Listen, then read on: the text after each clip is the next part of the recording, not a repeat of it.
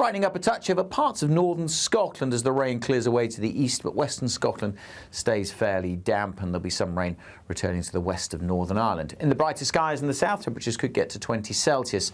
Cooler than that further north and west with more cloud and an increasing breeze. And so we'll continue to feed some outbreaks of rain into western Scotland. Not particularly heavy at this stage, but we've seen quite a bit of rain recently, and there is more to come. So we do have a Met Office yellow warning in place. Largely fine conditions over northeast Scotland into the evening. Same goes to the east of Northern Ireland, but the rain will be pushing back in here later on. Most of England and Wales having a dry and a fine evening.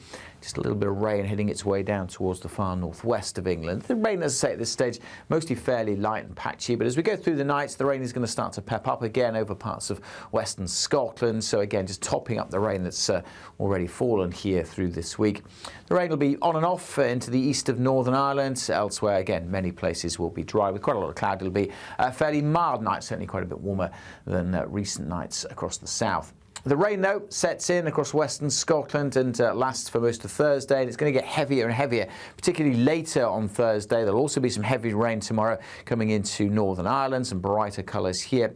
The odd shower into the west of England and Wales, but again, most places here fine and dry. But that area of low pressure is going to bring more wet and windy weather Thursday night. But look at this, another really vicious low pressure. This needs watching, potentially some stormy conditions, especially over the north of Scotland as we go through Friday night and into Saturday. Expect warm spells with the odd rude interruption. Box Boilers sponsors the weather on GB News. You could bank an incredible £30,000 in tax-free cash to spend however you like. And if that wasn't enough, you'll also get to drive away in this brand new motorhome. This brand new 2025 Benamar Primero could be yours. It comes with all the mod cons you'd expect from a vehicle worth over £74,000 and comfortably sleeps 4 people. This prize package is worth over £104,000. For another chance to win, text WIN to 63225. One entry costs £2.50 plus one standard network rate message, or text bonus to 63225. 5 entries cost £5 plus one standard network rate message. Go to gbnews.com/win. Entries start at £2.50. Call 0903 686 3232. Calls cost £2.50 plus your network access charge. Or post your name and number to GB16 PO Box 8690 Derby DE1 9TT. UK only. Entrance must be 18 or over. Lines close at 4 p.m. on the 31st of October. Please check the closing time if listening or watching on demand. GB News Breakfast. Every day from 6 a.m. A day for us today, Penny. Yeah. With losing our friend, Mr. John Stapleton, totally unexpectedly. I mean, of course, we knew he was ill. Yes, but we didn't know. We didn't know he was about to die. Well, no. When he came in, we came in to the studio, and the three of us kind of were reunited. Just a month ago. Just a month ago, exactly. And yesterday, the lovely thing was that I had so many texts from people who you'd recognise as well from GMTV days, other people as well. Everybody saying what a gent he was and how kind and, you know, from my point of view, the reason he stayed a friend, you know, obviously, you know, you have these, you call them screen husbands, screen wives, but the reason he stayed a friend was because he was genuinely funny. He made me laugh a lot, all the time. And in fact, I just recently did a little podcast with him. We were talking about things that he hated and everything, and he was talking about he hated people driving around with cars with their windows open and really loud music. Yeah. And he was just going, you know, he said, I just shout at them, can you turn it up a bit? There's somebody in Australia who can't quite hear the words. So you never expect it, you never want it. The people you love, you want to live forever. That's it. That's very well said, yeah. I obviously was very friendly. He was, when we say a gentleman, he was gentle. He was a gentle soul. And then he became very nasty. It was very difficult to like and get on with. It was just you know, when Manchester United started to decline in terms of superiority, and he became so... He became so arrogant. No, he was unbearable. He so didn't. GB News, the People's Channel.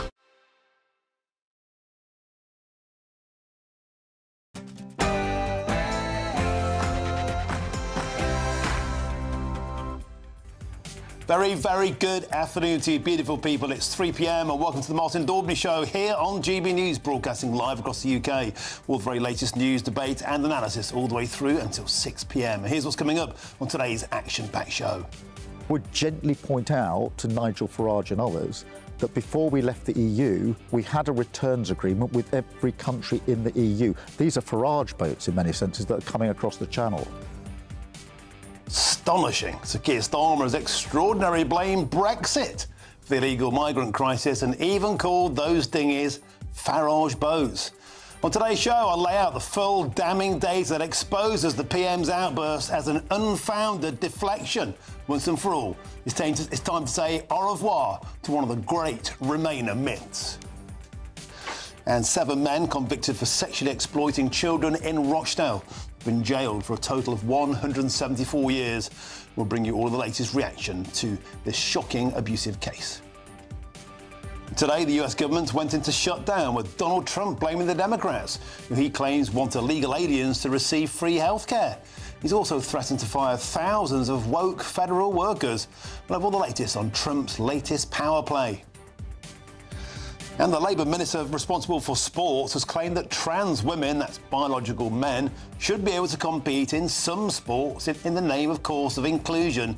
On today's show, I'll be joined by the Olympic swimming legend Sharon Davis, MBE, who blasts this isn't fair and it isn't safe. And that's all coming up on today's show.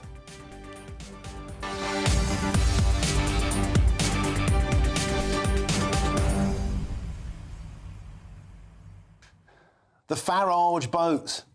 On Sunday, it was climate change. Anything but facing the reality that the migration crisis on Britain's beaches lies squarely at the door of the Prime Minister. It sunk Rishi Sunak. It's probably going to sink the Labour Party and Keir Starmer unless they get their act together. Pointlessly deflecting and blaming Nigel Farage, pointlessly and foundationlessly blaming Brexit is utterly absurd. On today's show, I'll set out the full damning data pulled out in the cold light of day once and for all to put this last Remainer myth to bed. Brexit is nothing to do with the small boats crisis and everything to do with the spineless failure of our elected political class all the way through since 2010 onwards. Stop deflecting and start facing reality. Get in touch. gbnews.com/your say is the way to do so. But now's your headlines. And here's Sam Francis.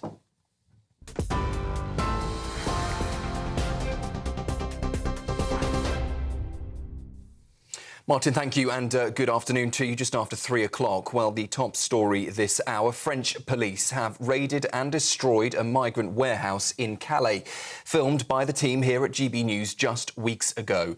The so-called Orange Squat was home to more than 100 young Sudanese men and had become a flashpoint for violence near the French port. It comes as channel crossings this year have now passed 34,000, just 2,000 short of the entire total for last year. At the weekend, nearly 1,300 migrants made the journey, including a record 125 on just a single boat. The Home Secretary says the crossings are utterly unacceptable and that removals have now begun. Well, let's just take you to New York, where breaking news is coming into us of a major emergency there declared by the fire service after part of a 17-storey apartment block has collapsed. The incident reportedly happened just after 8 a.m. this morning, local time. Aerial footage you can see here showing a huge vertical scar down the side of the building. With piles of rubble below. Fire crews with drones and dogs are still searching the scene, but so far no injuries reported. At this stage, the cause remains unclear, though authorities have initially responded to reports of a gas explosion. So we understand that just after 8 o'clock this morning, local time in New York, a major emergency declared after a 17-storey apartment block partially collapsed. In other news this hour, a Rochdale grooming gang has been jailed for a total of 174 years. The ringleader, Mohammed Zaid, a father of 3, was sentenced to 35 years for raping 2 schoolgirls. He lured the girls with money, alcohol and food, treating them as sex slaves from the age of just 13. He was one of 7 men convicted in June of sexual offences committed between 2001 and 2006. Well, earlier, victims' representative Ruth Spencer spoke. I'm reading these statements on behalf of the 2 victims who have bravely supported this case. Girl A. My childhood was taken away from me by these men. I should have been out with friends, playing in parks and being innocent, hanging around on the streets, enjoying my childhood and creating memories I would be able to cherish and look back at as an adult. However, my life was far from that due to these men. This has been and still is consuming my life. I hope that one day I will be able to move forward with my life. The jury, finding these 5 men guilty, I hope is going to help me take another step forward to get my life back, as I have already lost my childhood to these men. Ed Miliband has vowed to ban fracking as he launched into a fresh government attack on Reform UK today, saying that he wanted to send the frackers packing. Speaking at the Labour Party conference, the Energy Secretary accused Reform UK of waging all-out war on future generations. We've got to call out Farage and his cronies for who they really are. They're the investment-crushing, job-destroying, bill-raising, poverty-driving, science-denying, Putin-appeasing, young people betraying bunch of ideological extremists. That is who they are. Police officers accused of using excessive force on suspects in custody at Charing Cross Police Station in London are said to have shared anti-Muslim messages and some supportive of Tommy Robinson. Metropolitan Police officers and bosses are bracing themselves for a panorama documentary that's due to be broadcast today that will set out the full details of what 9 serving and 1 former officer and 1 designated detention officer are alleged to have done. Yesterday, the watchdog of the Independent Office for Police Conduct, which has launched its own inquiry into the claims, said the 11 people were under investigation for potential gross misconduct. More than 7 million households still on a standard energy tariff have been urged to send in meter readings to avoid paying higher prices from today. The energy price cap will rise from 2% today for a typical household in England, Scotland and in Wales, just as cooler temperatures see many switching on their central heating. It means that the energy bill for the average household paying by direct debit for gas and electricity will rise from the current £1,720 to £1,755 per year. The Step Change Debt Charity said the £35 per year increase seems like a small amount, but warned new figures show energy arrears are rising. And the first named storm of the autumn season is set to bring winds of 70 miles an hour and heavy rain to the UK, according to forecasters. Storm Amy will batter the country on Friday and throughout the weekend, the Met Office has confirmed. The warning comes into force for northern Britain at 6 o'clock on Friday and is in force until the very end of Saturday. The Met Office said although gusts may reach 70 miles an hour, they could even exceed 80 on the coasts and hills. That's the news on GB News. More in half an hour. Cheers Britannia Wine Club proudly sponsors the GB News Financial Report. And before we get back to Martin, the markets for you. The pound will buy you $1.3474 and €1.1494. The price of gold is £2,871.53 per ounce, and the FTSE 100 is at 9,413 points. Cheers Britannia Wine Club proudly sponsors the GB News Financial Report.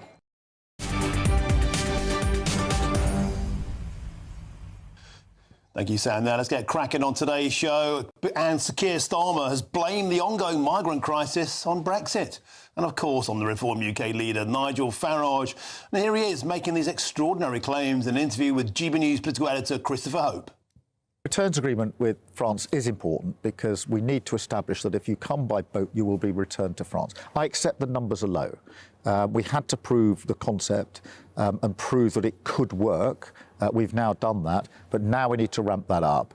I would gently point out to Nigel Farage and others that before we left the EU, we had a returns agreement with every country in the EU, and he told the country make no difference if we left. Well, he was wrong about that. These are Farage boats in many senses that are coming across the channel.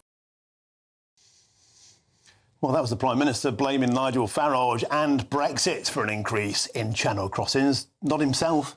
Of course, this follows an interview on the BBC on Sunday where he had this to say. I think we need to look at every aspect of illegal migration, upstream, looking at the causes, which, of course, are often poverty, climate change, Brexit, Nigel Farage, poverty, climate change and persecution.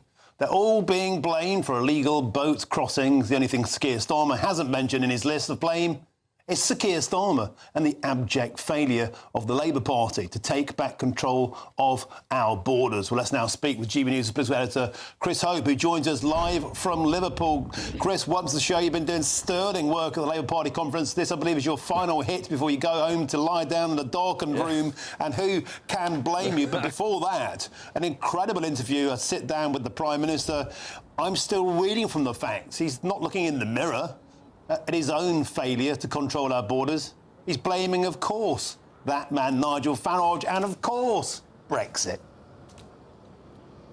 Martin, great to see you from Liverpool. Of course, Brexit, something which is close to your heart, close to a lot of our viewers and listeners' hearts. It was raised, wasn't it, by Rachel Reeves on Monday. She said they're looking at trying to allow freedom of movement for 18 to 30-year-olds. That might increase the economic performance of this country, help boost the economy. And now we heard from Sir Keir Starmer to GB News overnight, blaming Nigel Farage for the small boats crisis. He calls in the Farage boats. He does that because of the Dublin Agreement. In the old days, before we left the European Union, we could return individuals who arrived here illegally back to any one of 27 EU countries, but that ended with Brexit. So he would say, well, that meant that Brexit was a bad idea. But if you look at the numbers, we accepted 2 to 1 more people from the EU than we sent back to the European Union, and it was only ever a few thousand, not a lot really, annually. So nowhere near the scale of the arrivals we're seeing now.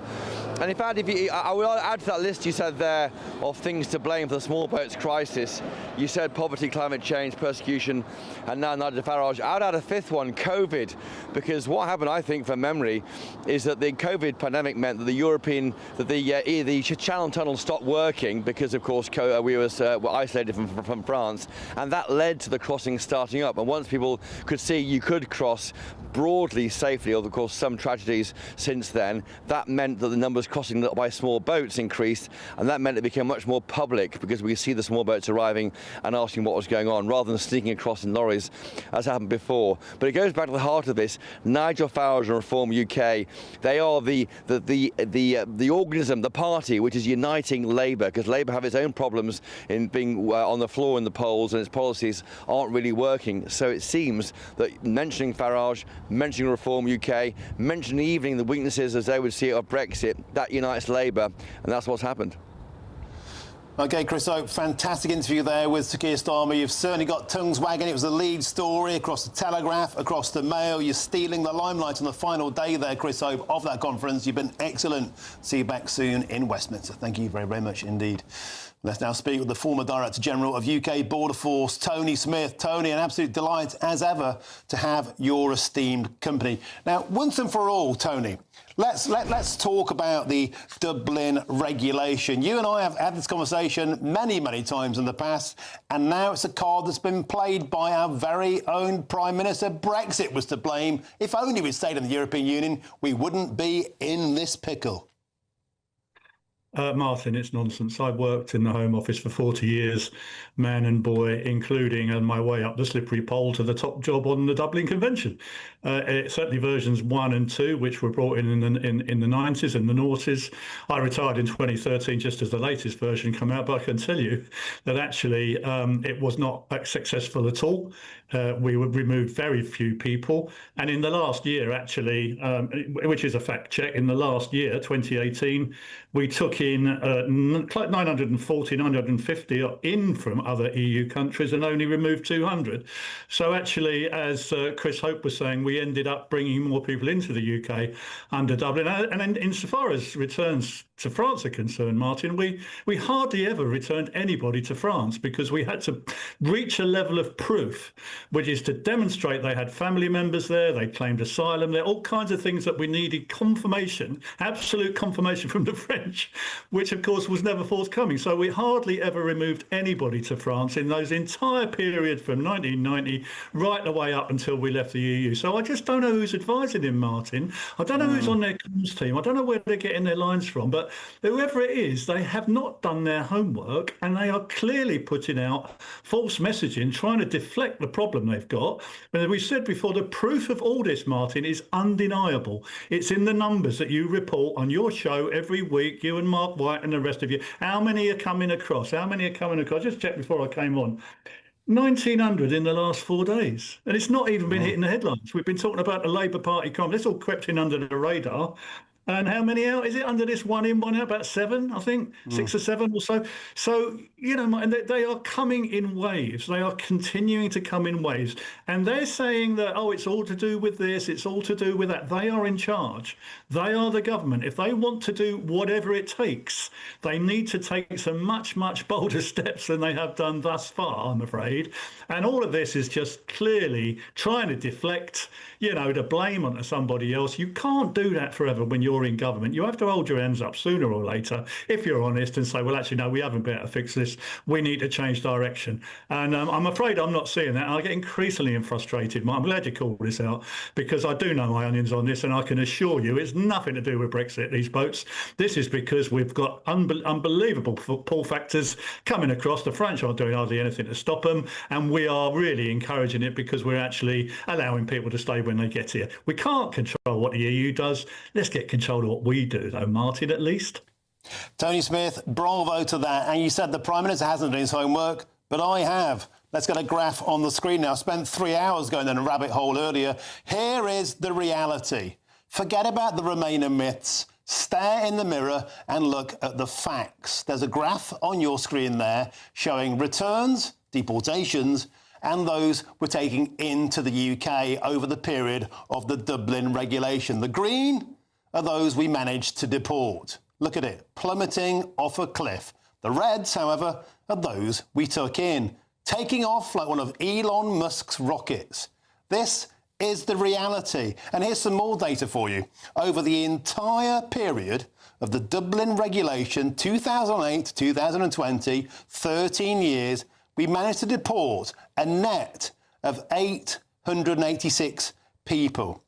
And in the final years, as you can see on your screen now, when the immigration crisis kicked in across the continent of Europe, we were unable to deport more than a handful. And actually, we were net recipients after the Brexit referendum, but before we left finally in 2020, of over 2,500 asylum seekers, because, Tony Smith, we couldn't deport them on the Dublin terms because Brussels told us we had to take them in because it's a binding treaty across the whole continent. Not only is the Prime Minister backing the wrong horse on this, he's actually proving Nigel Farage's point. Dublin was a disaster for the United Kingdom. Yeah, great graph, Martin. Keep putting that up, please. Put it on your website, circulate it far and wide, get it in the news. That is accurate figures. I do take a little bit of credit for the early bit of green on that, because I was running a lot of that, and we were getting people out of Greece and Italy, believe it or not. And I did get a bonus, I think, in 2011 or something, because we got quite a lot of people out of Greece and Italy on my removals target.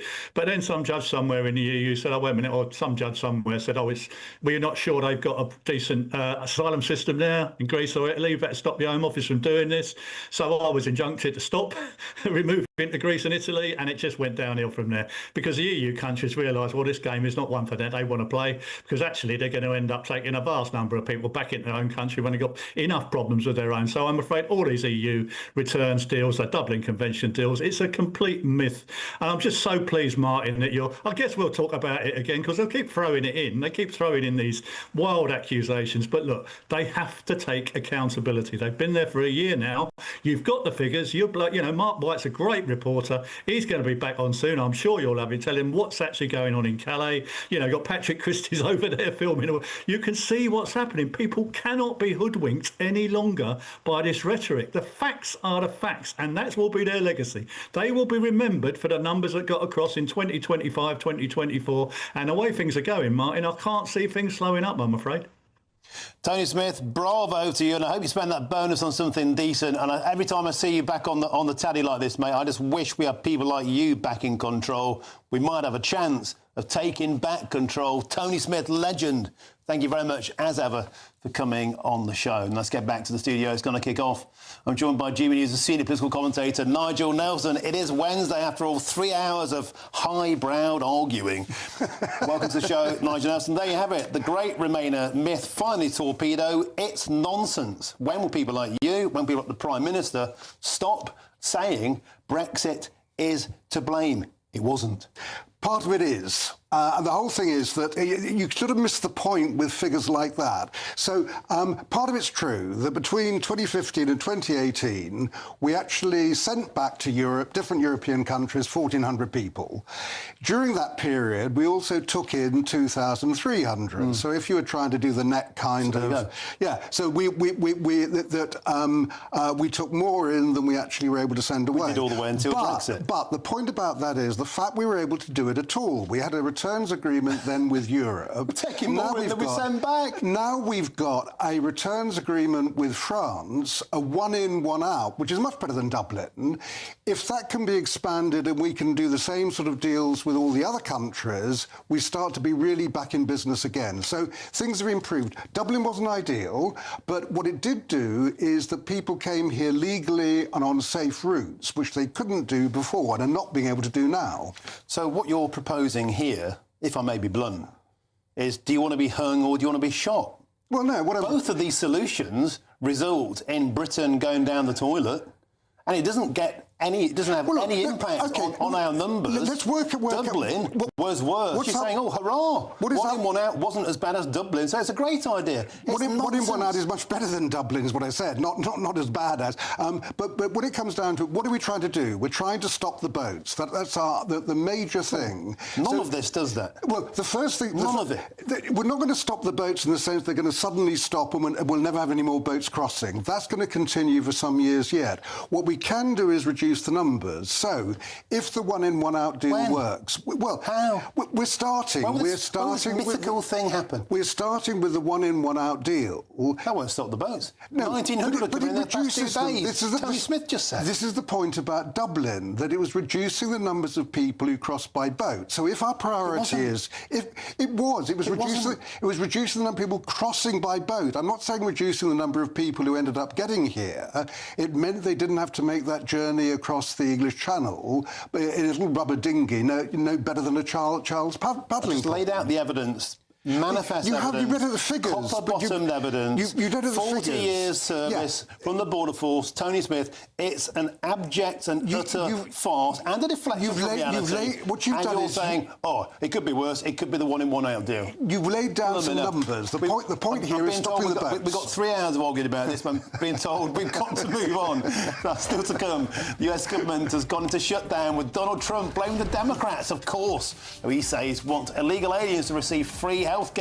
Know all the latest on Trump's latest power play, and also next, 7 men convicted for sexually exploiting children in Rochdale have now been jailed for a total of 174 years. We'll bring you all of the very latest reaction from our man Charlie Peters. This is GB News, Britain's news channel. Good stuff.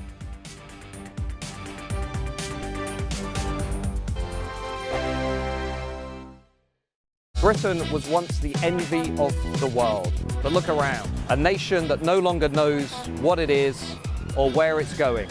A country that's broken. How do we fix Britain? How do we bring it back? Friday night with Matt Goodwin at 8 p.m. only on GB News. Exciting news. Every Friday, my Patrick Christie's Tonight Show is going to have a twist to it. We're welcoming some special guests.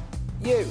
That's right, on Fridays I'm going to be doing my show in front of a live studio audience because this show is about you and what you have to say. It's going to be the same big debates, same big topics, same big opinions, but every Friday night at 9 p.m. you are invited to come on down to Patrick Christie's Tonight to be a part of the action. Only on GB News, the People's Channel, Britain's news channel. At GB News, we love to hear from you, our loyal community. So drop us a line at gbnews.com/yoursay. There you can talk to each other and also to the presenters live on air gbnews.com/yoursay, because GB News is your channel, Britain's news channel. Join me, Nana Akwe, for an informative, interactive news programme with a difference. It's fun. No, he didn't say that, Dave. I'm so surprised. I think there's an element of truth to that. Join me from 3 p.m. every weekend, only on GB News, Britain's news channel. Decisions made in Washington aren't just shaping America, they're shaping Britain too. From migration to global security, from crime to health. Whatever happens in the White House today will be felt in your town or city tomorrow. That's why The Late Show is live from Washington, D.C. Cutting through the politics to show you what it all means for Britain. The Late Show live every night at midnight. Only on GB News, Britain's news channel. You want to know what's really going on in the corridors of power? Labour don't know what to do with you half the time, and that makes you quite lethal in the chamber. Get behind the headlines with Chopper's Political Podcast. Join me, Christopher Hope, as I sit down with the great and the good of British politics. We'll see where this ruling takes us. These are the stories shaping our nation. Chopper's Political Podcast, available now on all platforms. Listen in and stay ahead. Westminster's full of talk, but out here, it's the real world. Am I allowed to talk now? No, that's it. This is where it matters, real people and real lives. That's what politics is all about. In fact, has Trump made a good start? No. Straight answers, no spin, and just a couple of pints. How many fingers have I ever got up? About 10. So join me for Lee Anderson's Real World every Friday at 7 p.m, only on GB News. The People's Channel, Britain's news channel.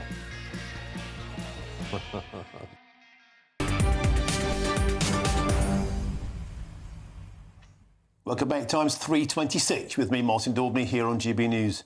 Now, earlier on today, 7 members of a Rochdale grooming gang, rape gang, were jailed for a total of 174 years. Justice has been a long time coming to these individuals. And here to tell us more is GB News' national reporter, Charlie Peters. Charlie, finally, justice has been served to these scumbags. Tell us more. Well, Martin, 6 of those 7 will now return to the prison cells they've been remanded in since June, when they were found guilty by a jury at Manchester Minshull Street Crown Court. But one of those names, Kassir Bashir, one of those faces on your screens, he won't be going to jail. The 50-year-old, who was sentenced to 29 years today, is out of the country. And he left Britain just a few days before the trial started at that same court in January this year. So a manhunt is on for Kassir Bashir. The man on your screen now is Mohammed Zahid, the ringleader, the nickname Boss Man, who was jailed for 35 years by the judge, Jonathan Seeley, today. Mushtaq Ahmed got 27 years. Kassir Bashir, as I said, 29. Mohammed Shahzad, 26. Naheem Akram, 26 years. Nisar Hussain, 19 years, and Rohiz Khan, 12 years. Now, they are receiving those sentences because they abused 2 girls among 2 separate groups in that set of convicts between 2001 and 2006. Now, Mohammed Zahid was a market stall trader, and he was said to act like a gangster. He was the only perpetrator here who abused both girls. Now, girl A and girl B, they didn't know one another, but the other 6 defendants were split among taxi driving and also with the market stall trading. Another 3 of those defendants were also remanded in jail in January because the police had intelligence that they were preparing to flee the country, just like Kassir Bashir. Well, earlier, after the sentences were handed down, we heard from Ruth Spencer, who supported the victims during this trial. I'm reading these statements on behalf of the 2 victims who have bravely supported this case. Girl A. My childhood was taken away from me by these men. I should have been out with friends, playing in parks and being innocent, hanging around on the streets, enjoying my childhood and creating memories I would be able to cherish and look back at as an adult. However, my life was far from that due to these men. This has been and still is consuming my life. I hope that one day I will be able to move forward with my life. The jury, finding these 5 men guilty, I hope is going to help me take another step forward to get my life back, as I've already lost my childhood to these men. Well, Ruth Spencer, they're giving the victim impact statements that were also delivered in court on Monday. Girl A had her statement delivered by the prosecutor, Scar Madella, who is a KC. But girl B, in an act of extraordinary bravery, Martin, she delivered her victim impact statement from the witness box, looking down on those 6 defendants inside the dock, telling them that she had taken a huge step forward with these guilty verdicts, and that, well, both girls felt as though their lives had been destroyed and damaged by these horrific and vile crimes, they were now able to finally, Martin, have some sense of justice. But the story isn't over here in this case, Martin. Of course, Kassir Bashir remains a child rapist at large. Wherever he is, Greater Manchester Police and the associating agencies that they're working with will be on a manhunt to make sure that he faces the British justice that he tried to avoid for over 20 years. You know, Charlie Peter, I'm always just blown away by the immense bravery of any of these survivors who can actually stand up and look these people who've just caused immeasurable and untold pain on them and face them down. Can I ask you one final question? This individual that's at large, is he a British citizen? Is he a dual Pakistani citizen? If we were to catch him, would that mean we bring him back and British taxpayers would have to be responsible for keeping him at His Majesty's pleasure? Well, I know that the Rochdale-born taxi drivers, Shahzad, Akram and Hussein, they were all trying to flee to Pakistan despite being British nationals. Now, Kassir Bashir, he is a British national as well. But we know there have been several cases in the past, Martin, particularly the Adil Khan and Kari Ralph perpetrators, also from Rochdale, where they had dual British and Pakistani nationality. And even after their British nationality was stripped from them by a former Home Secretary in Theresa May, they still have resisted deportation to Pakistan. So what we have right now, Martin, we're not entirely certain where he is, although it's likely he's in Pakistan. There's a possibility where we could be seeking extradition to get a child abuser returned to Britain so he can serve of those 29 years, a very significant portion, to then be deported again out of the country. It's a tricky situation, but for the police, it's one they absolutely must pursue. Charlie Peters, thank you for bringing us up to date on a very, very powerful and moving case. And thanks for all your work. Just keep shining a light on all of this. We just have to keep making sure that the survivors get justice. Charlie Peters, doing God's work as ever. Thank you very much for joining us on the show. Loads more still to come between now and 4 o'clock, including the US government, which has today gone into shutdown with Donald Trump blaming the Democrats. He says wants illegal aliens to receive free health care, and he's threatened to fire thousands of woke federal workers. We'll have all the latest on Trump's latest power play. First, here's your latest news headlines with Sam Francis.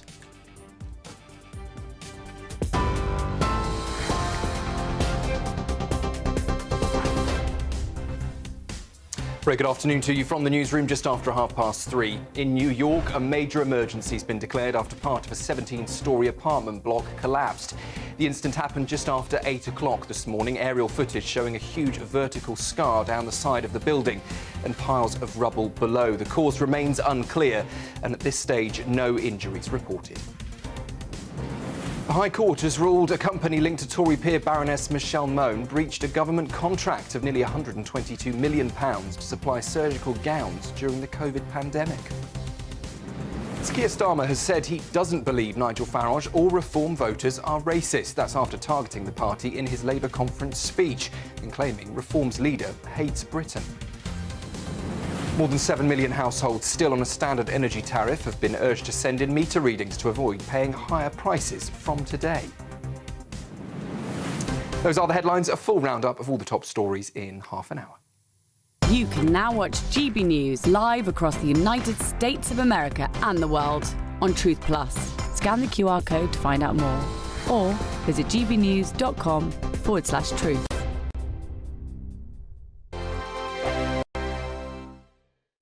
Afternoon, welcome to your latest weather update from the Met Office here on GB News. This morning we named Storm Amy arriving on Friday night. Northern parts likely to bear the brunt with strong winds and some pretty heavy rain. Even before that storm arrives on Friday night, it's going to be fairly wet at times across western Scotland. The rain continues on and off here through the night. Patchy rain too for Northern Ireland. Most of England and Wales having a dry night. It's quite a bit of cloud around, maybe with some clearer skies, temperatures dipping down into single figures. And there could also be a little bit of mist and fog around first thing Thursday, but that should steadily clear. Stays fairly cloudy across much of Scotland tomorrow, and further rain to come, especially in the west. means we've got a Met Office yellow warning in place here. That rain, say not too heavy through most of the day, but it will pep up later on. And because we've seen so much over recent days, it could cause a few issues. Mostly patchy rain across Northern Ireland to begin with, but here too it's going to turn soggier as we go through tomorrow. Much of England and Wales will have a dry day, and we will eventually see some hazy sunshine breaking through, but it will be a little misty in places early on and quite a lot of cloud around. The thickest cloud, though, coming back into Northern Ireland, turning wet here by lunchtime, and then that heavy rain moving into western Scotland. So again, the potential for some disruption. The northeast of Scotland's not seeing too much rain, neither probably through the central belt either, and most of England and Wales staying dry. And with some sunshine, temperatures could get up to 20 degrees, maybe 21 across the southeast. The rain will spread eventually into parts of England and Wales. Notice the heavy rain continuing there in western Scotland during Thursday evening. That's from this weather system, but then another one follows, and this one's really intensifying. We've named it Storm Amy because it's likely to pack a punch Friday night and into Saturday morning, particularly across northern Britain, potentially damaging gusts of wind and some more heavy rain. All the weather warnings are on the Met Office website.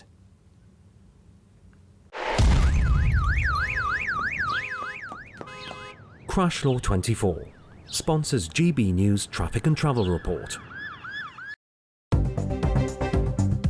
Good afternoon, this is the latest AI travel news from GBnews.com. On the M90 northbound, a broken down vehicle has closed lanes between junctions 3 and 4. Use the hard shoulder with care. The M25 clockwise at junction 14 in Surrey is shut for collision recovery. Drivers on the A50 towards Sennybridge should follow local diversions. In Devon, all lanes on the M5 southbound entry, Slip Road at junction 28 are shut due to a vehicle fire. Plan alternative routes.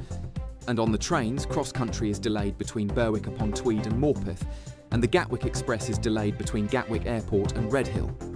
For more travel news, go to gbnews.com. Crash Law 24 sponsors GB News Traffic and Travel Report.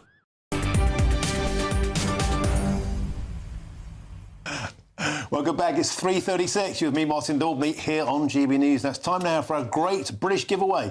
There's your chance to win a brand new 4-berth motorhome worth over £74,000 plus whopping £30,000 in tax-free cashola. And here's Hayley Sparks with all the details. It's our biggest, greatest Great British giveaway to date. Your chance to win a prize package worth over £104,000. You could be driving away with this brand new Benamar Primero motorhome. With thanks to Marquis Leisure, this 4-berth home from home comes complete with integrated kitchen and bathroom areas, sky view roof light, and has all the tech you'd expect from the latest 2025 model. We'll also give you an incredible £30,000 in tax-free cash to make sure any adventures in your motorhome are taken in style. For another chance to win, text WIN to 63225. One entry costs £2.50 plus one standard network rate message. Or text BONUS to 63225. 5 entries cost £5 plus one standard network rate message. Go to gbnews.com/win. Entries start at £2.50. Call 0903 686 3232. Calls cost £2.50 plus your network access charge. Or post your name and number to GB16 PO Box 8690 Derby DE1 9TT. UK only. Entrants must be 18 or over. Lines close at 4 p.m. on the 31st of October. The winner will be contacted live on GB News, week commencing 10th of November. Please check the closing time if listening or watching on demand. Good luck. Now, the US government has shut down for the first time in 7 years after Congress failed to agree a last-minute funding deal. As the Democrats and the Republicans blame each other, hundreds of thousands of federal workers face being furloughed or even laid off. And key services like healthcare will be severely impacted. Well, what's it all about? Who's to blame and how long will it go on for? Let's ask an expert, an American. I'm joined by a spokesperson for Republicans Overseas UK, Jennifer Ewing, and also GB News senior political commentator Nigel Nelson. Jennifer, a pleasure as every Wednesday. It's the third Wednesday on the trot you've been in. It's a great delight to have you in here. So, Donald Trump, obviously, is blaming the Democrats. He's blaming woke federal workers. More than that, he's threatening to fire thousands of them if they don't go back. How did we get to this point, and how can we get out of it? Sure. So I guess the first thing to remember is we're in a very different world than we are in, say, we were in 2018, 2019, which was the last time this happened. It happened over Trump's border wall, and the shutdown lasted for 35 days. Today, Rasmussen says 80% of people think a government shutdown has little or no impact in their lives. So those are presumably both Republicans and Democrats. So you've got a lot of people that are saying, we think it's the legislators that are to blame for our problems. Again, that's probably why you see the Republicans are okay with this, the Democrats are okay with this. That's number one. Number two, what's going on is the root of the issue is these Obamacare, the affordable health care that Joe Biden extended some of the COVID-era relief in order to give possibly illegal immigrants health care, which a lot of Americans don't even, for free. And a lot of Americans don't even have their own health care. So that's a problem. And what the Republicans have suggested is that they look into, okay, let's verify people's addresses and do some checks and balances to make sure that nobody illegal is on this list. And that's sort of where the standstill is. That's the biggest issue. And the thing to point out, my sister lives in Texas and her health insurance premium is more than her mortgage. It's a huge cost and it's a huge electoral divide. We saw that with Obamacare and it being forced to go up if it were free for all. Many reasons. That's why Donald Trump won the first time around in 2016. A lot of people are saying, why should people who come into America illegally get free healthcare? By the way, a lot of people in this country are probably having the same conversation. As a consequence, things are coming to a standoff. This is expensive. It costs $400 million a day, as I understand it, to furlough 750,000 federal workers. That's a big civil service you got right there. Is that the issue, though? Is Donald Trump trying to say to these people, well, if you're supporting illegal immigrants, not only are we not paying that money, but while we're at it, you could lose your job. Well, exactly. That's what he's trying to say. But on the other side, and again, you know, we're just spent a couple of minutes discussing healthcare, but it's actually not about healthcare. The biggest issue from the Democrat side is Chuck Schumer, who's, you know, head of the Senate. He's feeling a lot of pressure from his far left flank, the sort of AOCs, the squad. You know, there's talk whether in 2028 she would make a Senate run and primary him. She would even run for president. So the far left of the Democrat Party, you know, is really starting to control the more sensible wing of the party. And that's why Schumer is feeling pressure to fight back against Trump. So that's what they're going for. And then, yes, to get back to your first question, what the president is looking for is, as this an excuse, well, you know, while you're all away, I could do some, I think he said, irreversible changes and do a Doge 2.0 on you. So we'll see. There's what the president says and then what he actually does. What's been fascinating, Jennifer Ewing, looking at this on social media, from the Trump loyalists, the MAGAs, if you like, they're saying, shut it down. They're actually saying, we don't want this anymore. We don't want a bloated civil service. We don't want to be paying for illegal immigrants' healthcare. Let's put the government into lockdown, which is an incredible thing to happen. But actually, maybe the American public are just sick of so many bureaucrats. You're exactly right, Martin, and that's what, you know, I said what people, this is not 2018, 2019. People are not going to be feeling their heartstrings tug when they see somebody who's lost their job or has been put on furlough. People are angry. They can't afford their own homes, their own health insurance. So there's a real change. And so what people want to see is caps and cuts. So it's kind of this mentality that we've seen really since Trump was reelected is just like, burn it to the ground and let's, you know, and see what happens. So both sides think that they're going to come out looking better. Usually it is the side, you know, that's in charge that does. However, just two things to point out. Both in 2013, when the government shut down over the original Affordable Care Act, and then in 2018, 2019, over the Trump's border wall, in the next midterms, the Republicans picked up seats. So, you know, this could very well work for them. So acting tough can be popular and, dare say, populist. Nigel Nelson, it's an extraordinary position to be, a government going into lockdown, but both teams seem to think it's worth it. Yeah, they do. And I've always found it a really strange thing about American politics or American government. It seems very quirky that this could happen. I mean, if in this country, in a parliamentary democracy, it couldn't happen, that the executive and the legislature are controlled by one party. in the event that a budget was voted down, there'd be a general election and the people could actually have their own choice. This one is curious because the threats from Donald Trump, the idea that you can do without a large proportion of the 750,000 people on furlough, always makes me wonder. We have the same arguments over here about the civil service. I'm not sure you can. I think you need these people to actually keep the country ticking over. Well, that's the whole conversation. If Doge has a purpose, perhaps life without a government, if it's not so bad, it might prove Donald Trump and Elon Musk's point. Nigel Nelson, superb. Jennifer Ewing, always superb. Thanks for joining us again Nice to see you guys. in the studio. Now, coming up next, Epping's Pink Ladies have descended on Westminster today in a fresh protest against migrant hotels. And I'll speak to their founder next. Looking forward to that. Before that, if you're in search of some holiday sun this year, then here's a forecast of some of the top European destinations.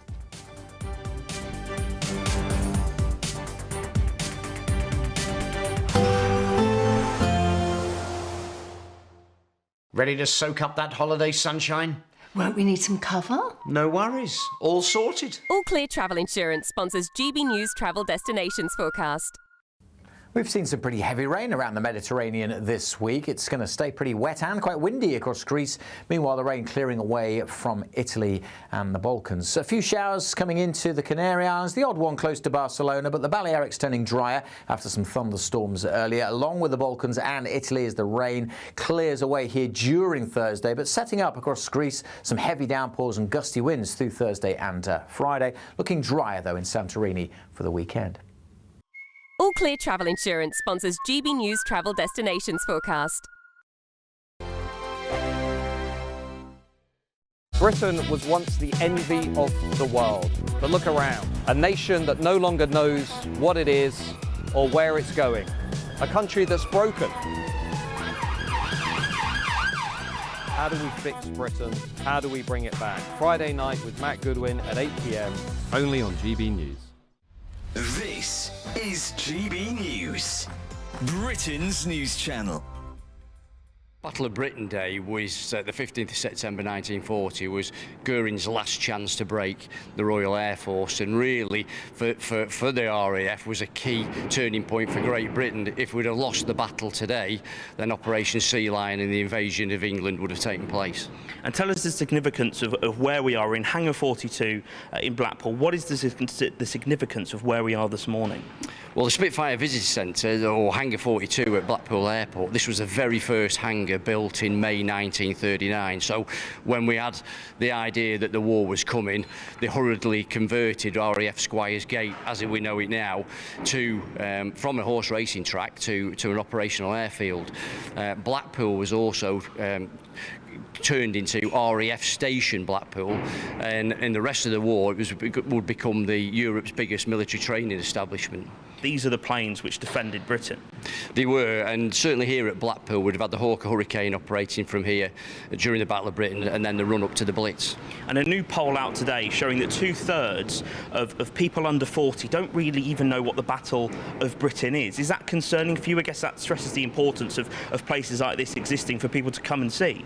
It is concerning because if we think about how the world is today, if we forget about the struggles of the past, then there's a generation sleepwalking into problems in the future.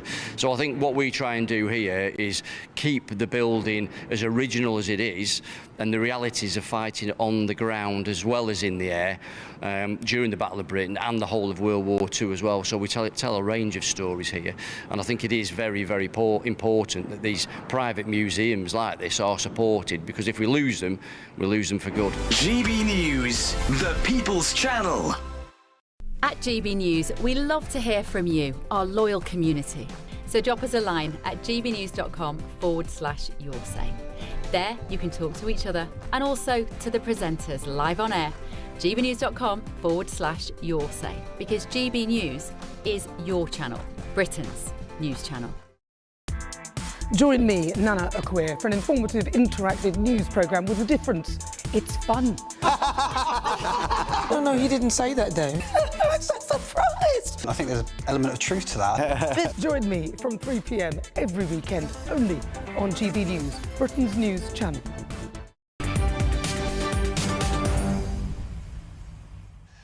Welcome back. Your time is 3:49. You're with me, Martin Daubney, here on GB News. Now, today, pink ladies marched throughout London in an anti-immigrant hotel protest right here in Parliament Square. Now, the group described themselves as local mothers, sisters and grandmothers, saying they're not far right. They're just on the right side of history. I'm delighted now to speak to and be joined by the founder of the Pink Ladies, Lorraine Kavanagh. Lorraine, a pleasure to have your company, and there you are looking pretty in pink as ever. You've come from Epping to Parliament to make your voices heard today. Tell us all about it. It was just like a massive hen party without alcohol. Absolutely amazing. That is not to say I haven't had one since I've been back. Right, because we've been to our local restaurant who has named a new cocktail after us called the Pink Lady. Beautiful stuff. It was absolutely amazing. Honestly, Martin, people come from hundreds of miles away, Yarmouth, Devon, and basically all fighting for the same cause.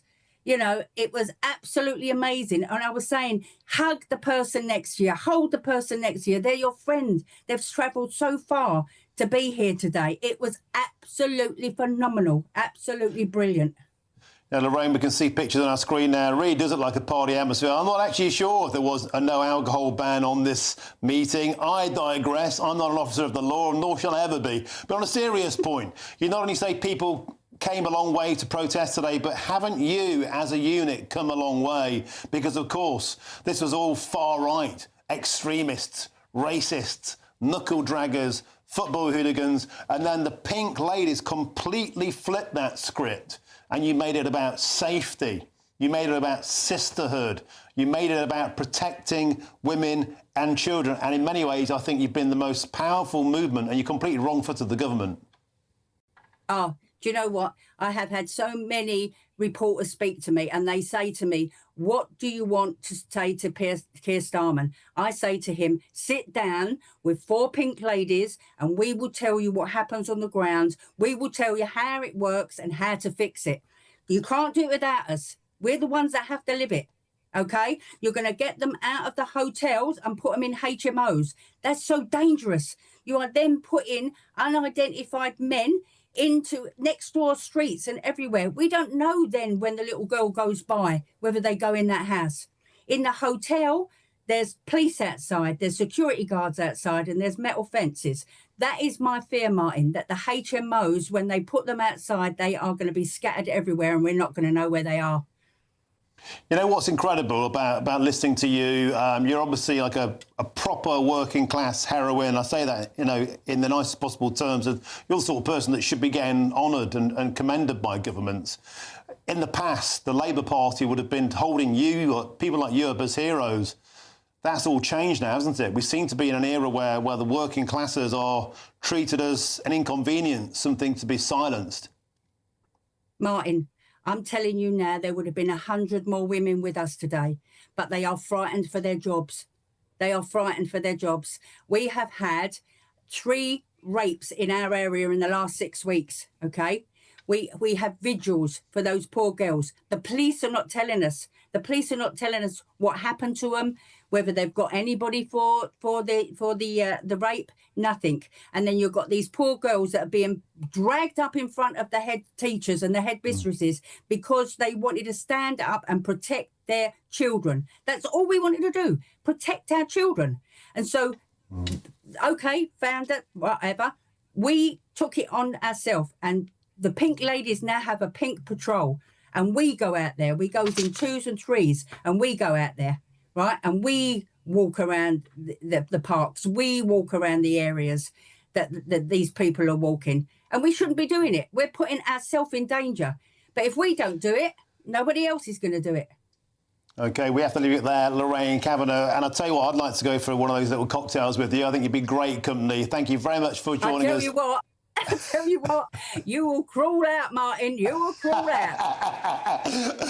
I can absolutely believe that, Lorraine. We have to leave it there. And just to add, of course, some of those cases in that area may be ongoing. We don't know who perpetrated them, to be absolutely clear. Not everybody at hotels commits crimes. We know that. But Lorraine and the Pink Ladies are just highlighting the fact they think something has changed in their neighbourhood. Now, coming up in the show, Keir Starmer's extraordinary blame Brexit for the illegal migration crisis and even called those dinghies Farage boats. The bitter row continues next. I'll be laying out the data which shows the Prime Minister really has, this time, got the wrong end of the stick. This is GB News, Britain's News Channel. You're with me, Martin Daubney, and on Wednesdays, Nigel Nelson. But first, here's your weather, and it's Alex Deacon.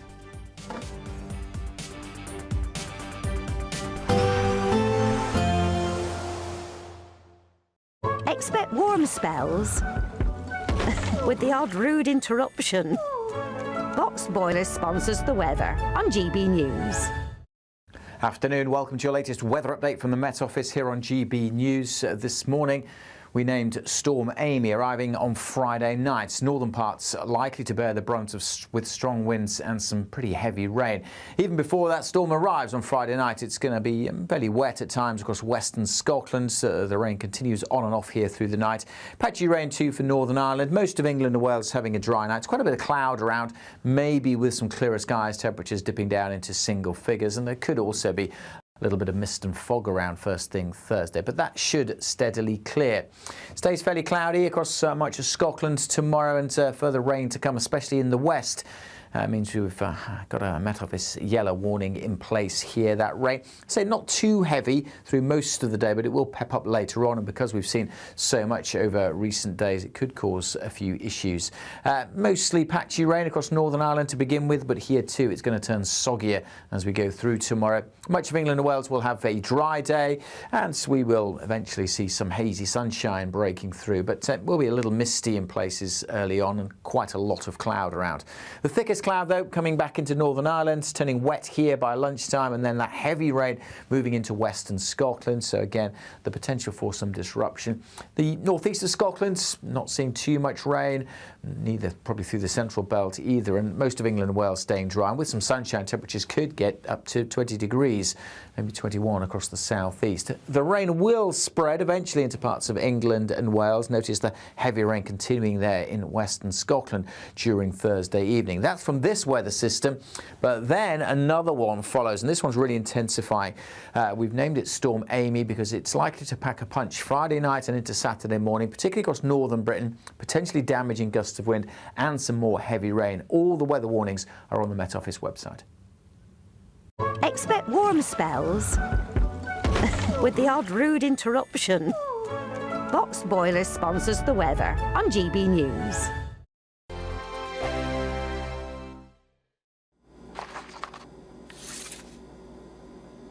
Crash Law 24 sponsors GB News Traffic and Travel Report.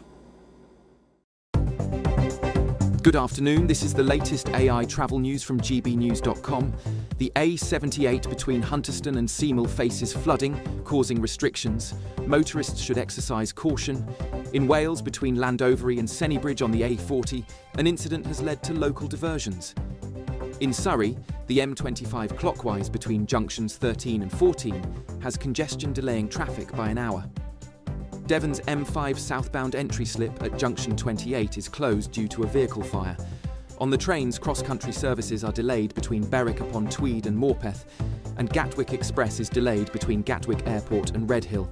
For more travel news, go to gbnews.com.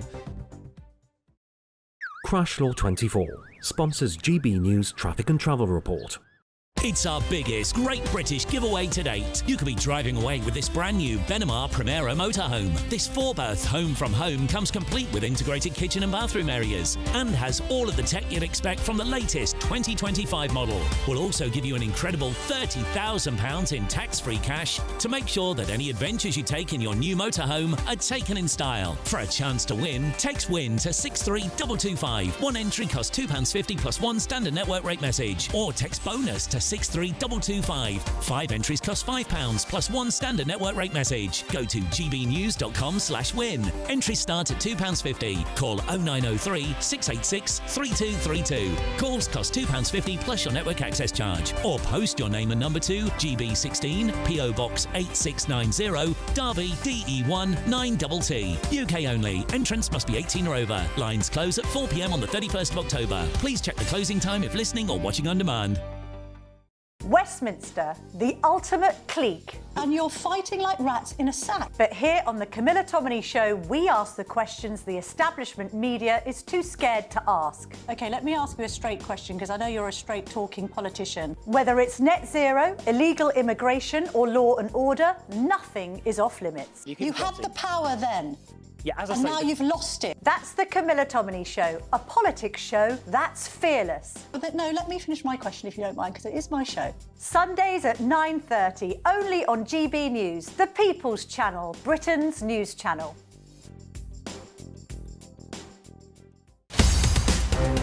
In the GB newsroom, we bring you the news as it happens. With our team of dedicated journalists across the UK, we're ready to keep you up to date with what's happening every half an hour, every single day. Bulletins here on GB News, the People's Channel, Britain's news channel.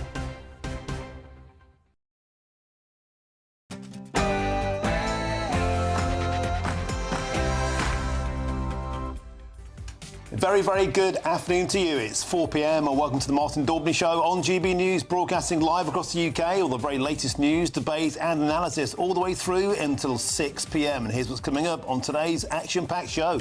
Would gently point out to Nigel Farage and others that before we left the EU, we had a returns agreement with every country in the EU. These are Farage boats, in many senses, that are coming across the channel. He's done it again. He's had a pop at that man, Nigel Farage. Sir Keir Starmer has extraordinarily blamed Brexit for the illegal migrant crisis and even called those small dinghies Farage boats. On today's show, I lay out the full damning data that exposes the PM's outburst as an unfounded deflection. Once and for all, it's time to say au revoir to one of the great Remainer myths.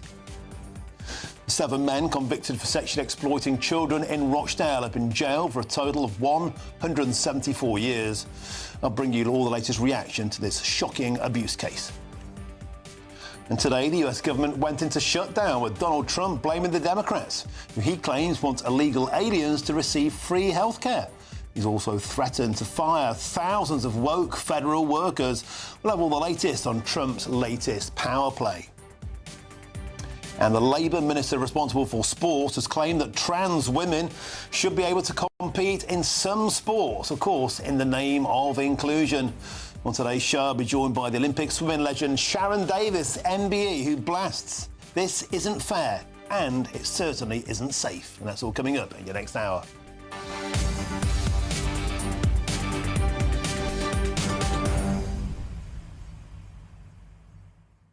Dr. Joe, it's a pleasure to have your company. One of the greatest Remainer myths since Brexit was that if we'd only stayed in the European Union, we'd have no problemo at all sending asylum seekers back to the continent. It's always been a total sham.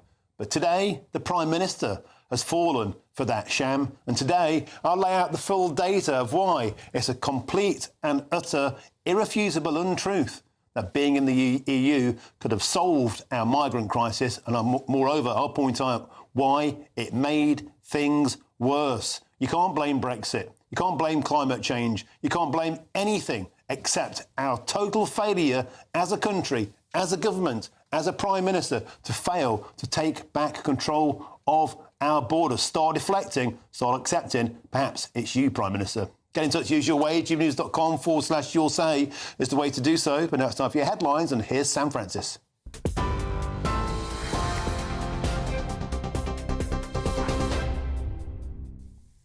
Martin, thank you. Good afternoon to you. 2 minutes past 4. The top story: French police have raided and destroyed a migrant warehouse in Calais, filmed by the team at GB News just weeks ago.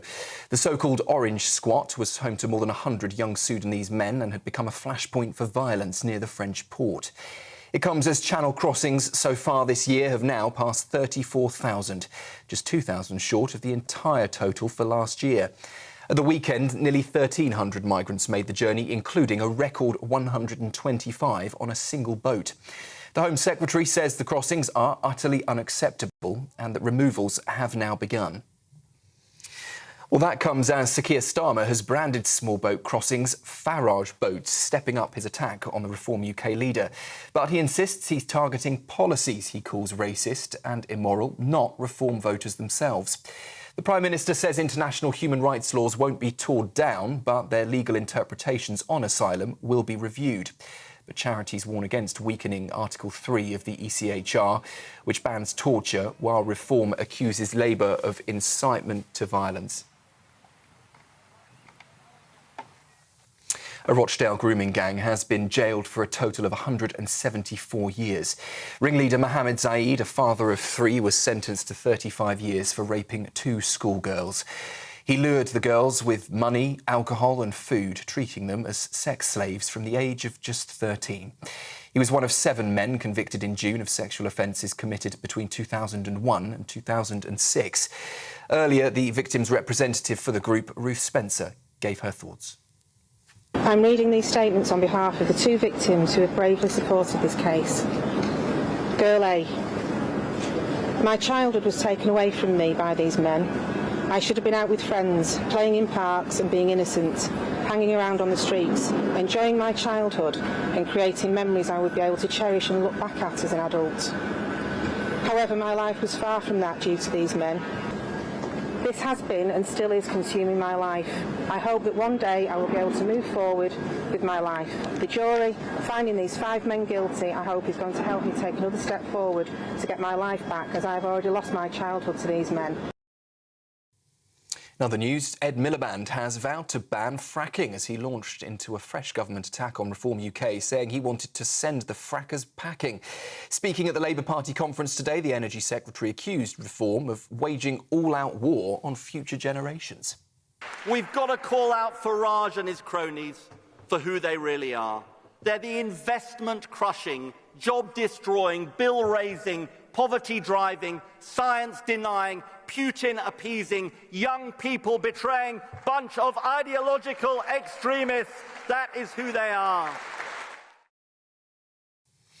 A company linked to Tory peer Michelle Mone has been ordered to repay the government £122 million after breaching a COVID contract for surgical gowns during the pandemic. The High Court says the firm, run by her husband, Doug Barrowman, must return the money with interest by the 15th of this month. Lady Mone recommended the company to ministers, securing a place on the so-called VIP lane for PPE contracts. Both she and Mr Barrowman denied wrongdoing and gave no evidence at the trial. Chancellor Rachel Reeves, though, says the money will go back into schools, the NHS and local communities. The energy price cap has risen by another 2% today, pushing the average household bill in England, Scotland and in Wales up to £1,755 a year. More than 7 million homes on standard tariffs are being urged to send in meter readings to avoid higher charges. The Step Change Debt Charity says the £35 increase may seem small, but warns energy arrears among its clients are up 32% in the last 2 years. And the first named storm of the autumn is well on the way, with winds of up to 70 miles an hour and torrential rain set to batter the UK. Storm Amy will sweep across the country from Friday evening through to Saturday. Northern Britain faces the brunt from 6 o'clock on Friday, with alerts in force until midnight the following day. Forecasters say gusts could even top 80 miles an hour along exposed coasts and hills. Those are the headlines. I'll be back with you in half an hour. Next, though, let's take a look at the markets. Cheers Britannia Wine Club proudly sponsors the GB News Financial Report. Well, the pound will buy you $1.3474 and €1.1494 euros. The price of gold, £2,871 and 53 pence per ounce. And the FTSE 100 is at 9,413 points. Cheers Britannia Wine Club proudly sponsors the GB News Financial Report.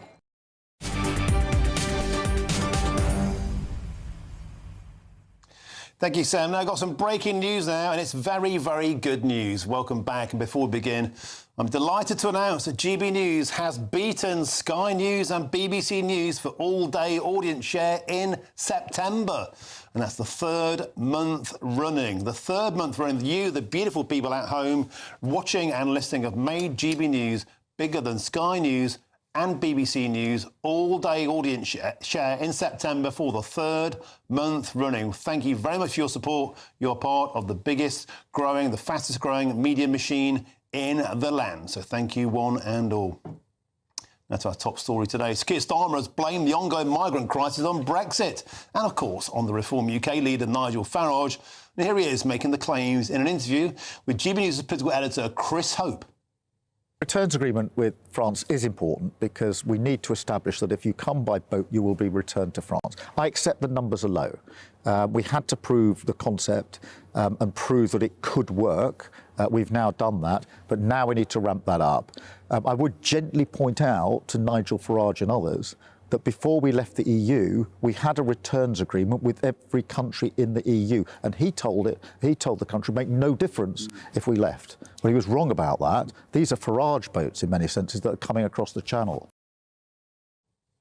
Farage boats. Well, that was the Prime Minister there blaming Nigel Farage and, of course, Brexit for an increase in channel crossings. And this follows an extraordinary interview on the BBC on Sunday where he had this to say. I think we need to look at every aspect of illegal migration, upstream, looking at the causes, which, of course, are often poverty, climate change, persecution. Brexit, Nigel Farage, poverty, climate change, persecution, all of those things being blamed for illegal boat crossings. The only thing Keir Starmer hasn't mentioned in this list, of course, is Sir Keir Starmer, the Labour Party, and their abject failure to take back control of our borders. Let's now speak with the Conservative Mayor of Peterborough and Cambridgeshire, Paul Bristow. Paul Bristow, pleasure to have your company. Don't mention the war is the usual thing. Don't mention your own failure seems to be Sir Keir Starmer's motto. Well, good to see you, Martin. Isn't it extraordinary? He wishes to blame everybody else for this appalling situation other than himself. And as you say, the abject failure to take control of this. I voted for Brexit back in 2019 because I felt passionately, and one of the reasons was that I wanted to be this country's government who determines who comes to this country and in what circumstance. I wanted to take back control, like millions of other people. And is my understanding, actually, when we were in part of the EU and we had this Dublin Convention, which I think he's referring to, that we actually let more people in or took more people than we sent back. So for him to blame Brexit is completely crazy. Paul Bristow, you're entirely correct. And I don't know who's feeding this stuff to the Prime Minister, but they clearly haven't done their homework. But luckily, I have. Let's get a graph on our screen now. This is the truth about the so-called Dublin regulation and what happened. Let's get it up on our screens now. You can see there's a red chart. That's the numbers we took in from the European Union, and the green chart there, that's the numbers we took out. See the big discrepancy? We took more in than we managed to get out. In fact, between 2016, when we voted to leave the EU, and 2020, when we finally got out of the place, we took in a net of 2,579.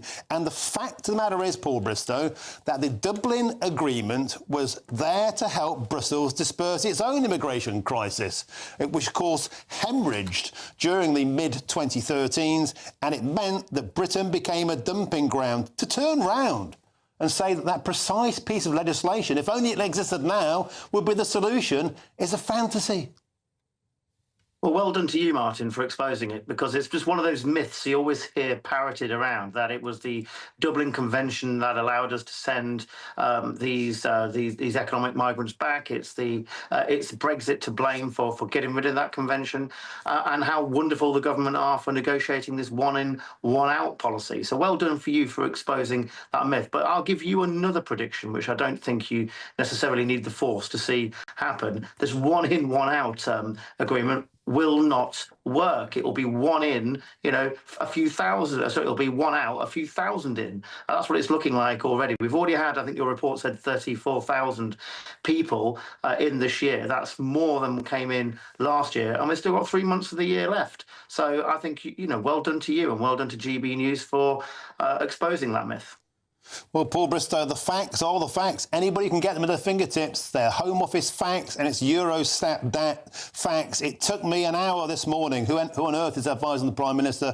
I digress. And, of course, it's worth pointing out, Paul Bristow, of course, that the Conservative government have their own particular quandary in trying to control those boats coming in as well. Paul Bristow, I'll ask you about something else. I believe that the Labour Party have been telling us how important free speech is in the United Kingdom.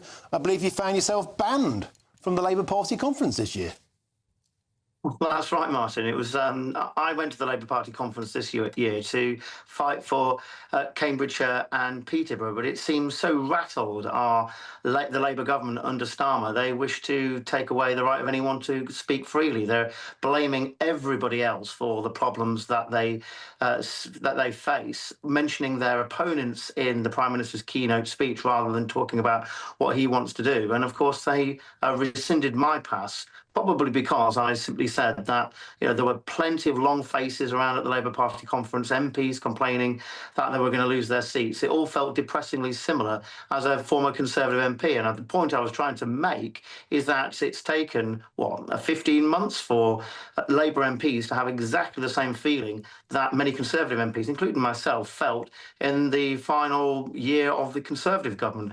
And for me saying something like that, apparently makes you not welcome, and they rescinded my pass, which I think is a shocker. And quite frankly, to be fair, that doesn't matter to me. I don't care whether I go to the Labour Party conference or not, but the people of Cambridgeshire and Peterborough expect me to go and fly the flag for my region, for Cambridgeshire and Peterborough, but apparently the Labour government, they don't want to hear it.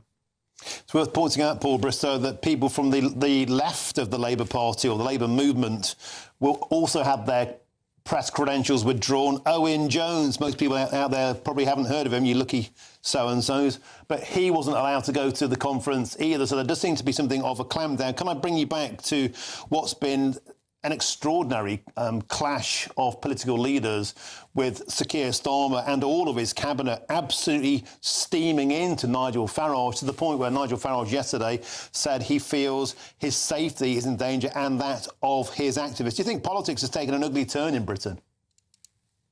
Well, politics is definitely polarised, and Nigel Farage is big enough to speak for himself, and he never misses an opportunity to have publicity, and so I think he's probably eminently relaxed about all of this. But what's extraordinary is that Keir Starmer, the Prime Minister, spends his time, and the Cabinet spend their time at their conference, their flagship opportunity to sell their message to the country, to tell us what they've done and what they want to do, and they spend all of it talking about their opponents.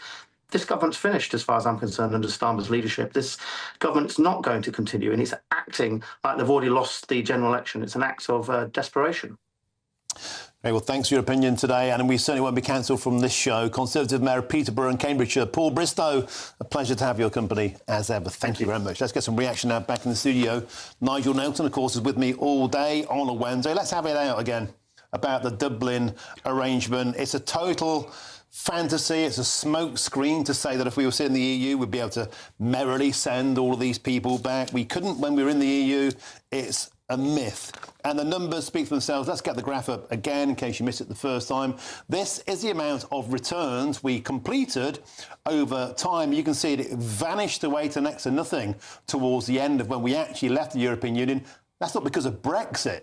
It's because under the binding terms of the Dublin regulation, we were duty-bound to take in our fair share of asylum seekers from other European Union member states. It meant the definition of losing control of our sovereign borders because Brussels was foisting them upon us to the point where we were net recipients of over 2,500 asylum seekers in the final 4 years before we actually got Brexit over the line. The Prime Minister has fallen for one of the greatest Remainer myths of them all.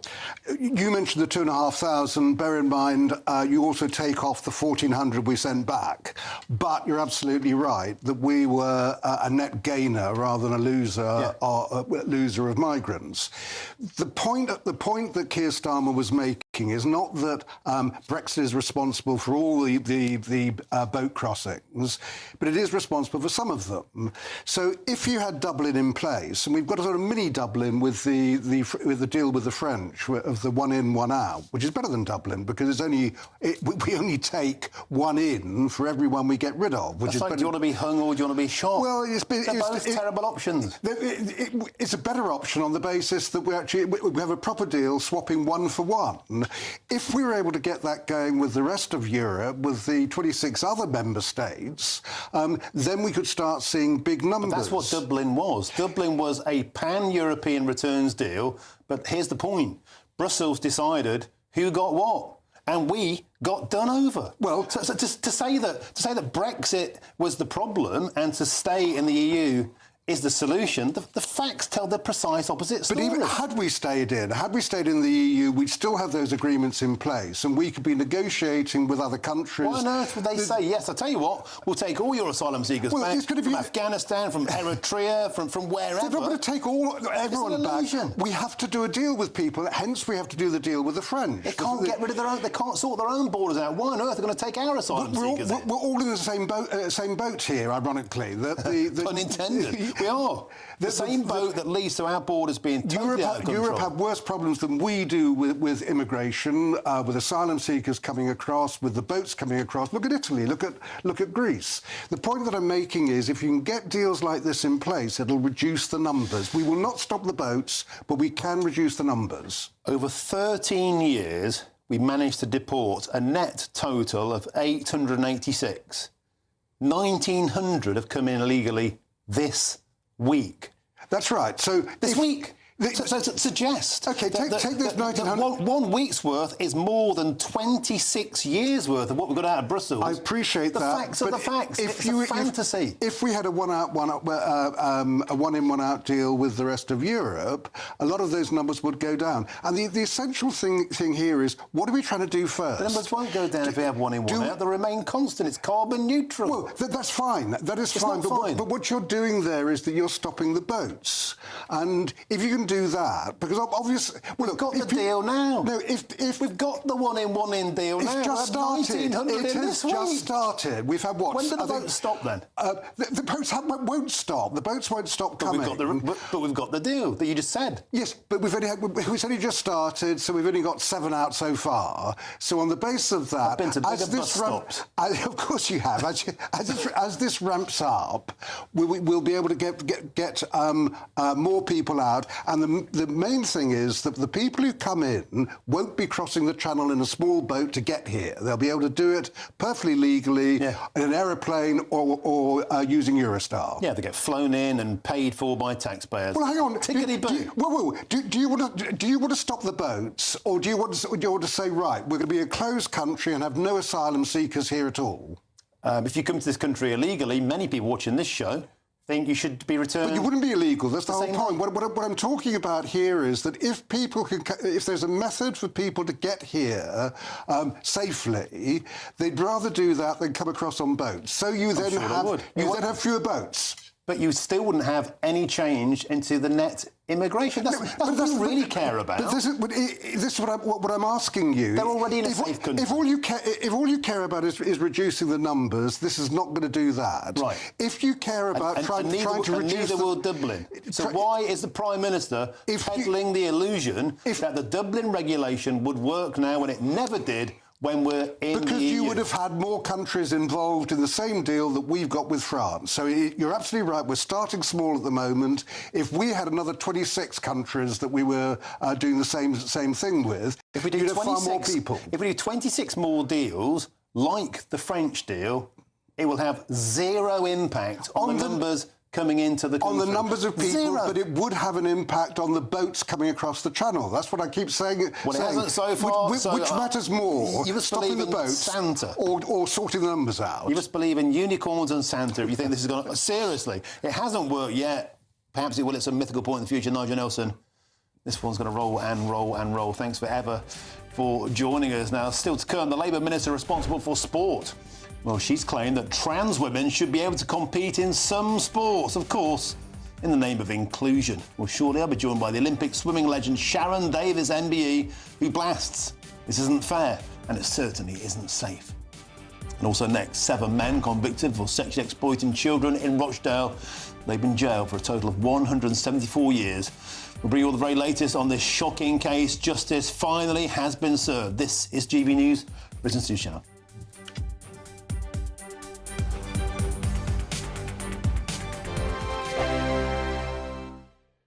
Britain was once the envy of the world. But look around. A nation that no longer knows what it is or where it's going. A country that's broken.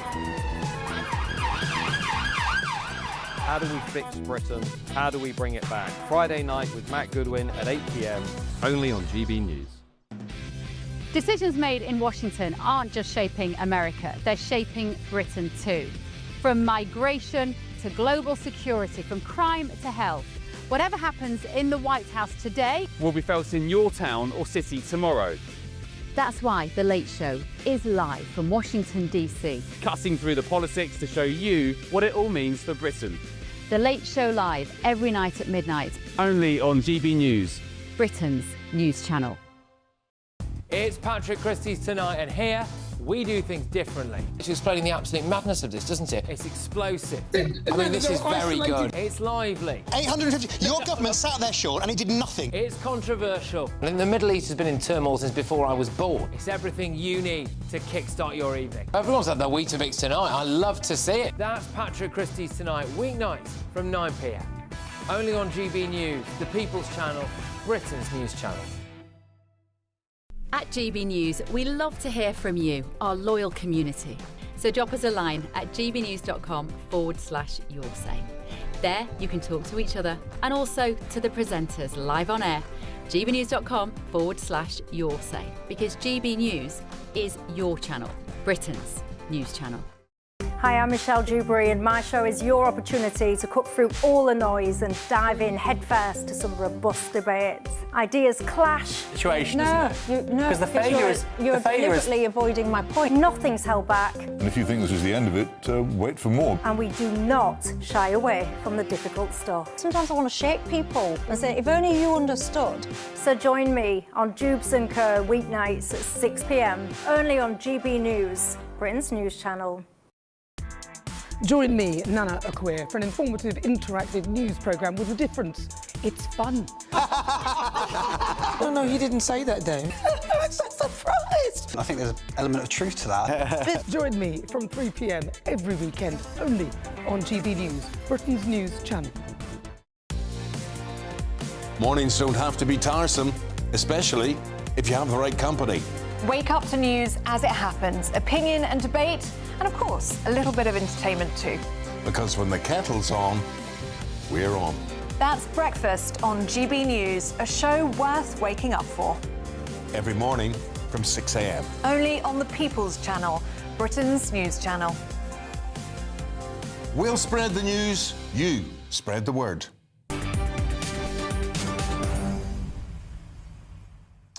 Welcome back. Your time is 4:26. With me, Martin Daubney on GB News. Now, earlier on today, 7 members of a Rochdale grooming gang were finally jailed for a total of 174 years. And here to tell us more is GB News' national reporter, Charlie Peters. Charlie, justice has finally been served on these individuals. Tell us more. Yes, Martin, and 6 of those 7 men received those sentences today, but Kassir Bashir, aged 50, who was sentenced to 29 years in jail, is not in the country. He fled Britain just days before his trial started. He was charged in 2023, but he fled in the start of this year in January, just before that trial. And 3 other members of this trial were also remanded into custody at the start because there were fears that they too could flee. So justice for those 2 brave girls who came forward, having been abused in 2001 to 2006. They said that a weight had been lifted off their chests as a consequence of this, and one of them bravely delivered her victim impact statement in the court in Manchester on Monday evening directly to those 6 men. But Girl B has also said that as long as Kassir Bashir is not in the country and not in jail, then he still has some control over her. So 174 years handed down, but 29 years of those are still at large as Greater Manchester Police continue to hunt down one of those Pakistani grooming gang abusers.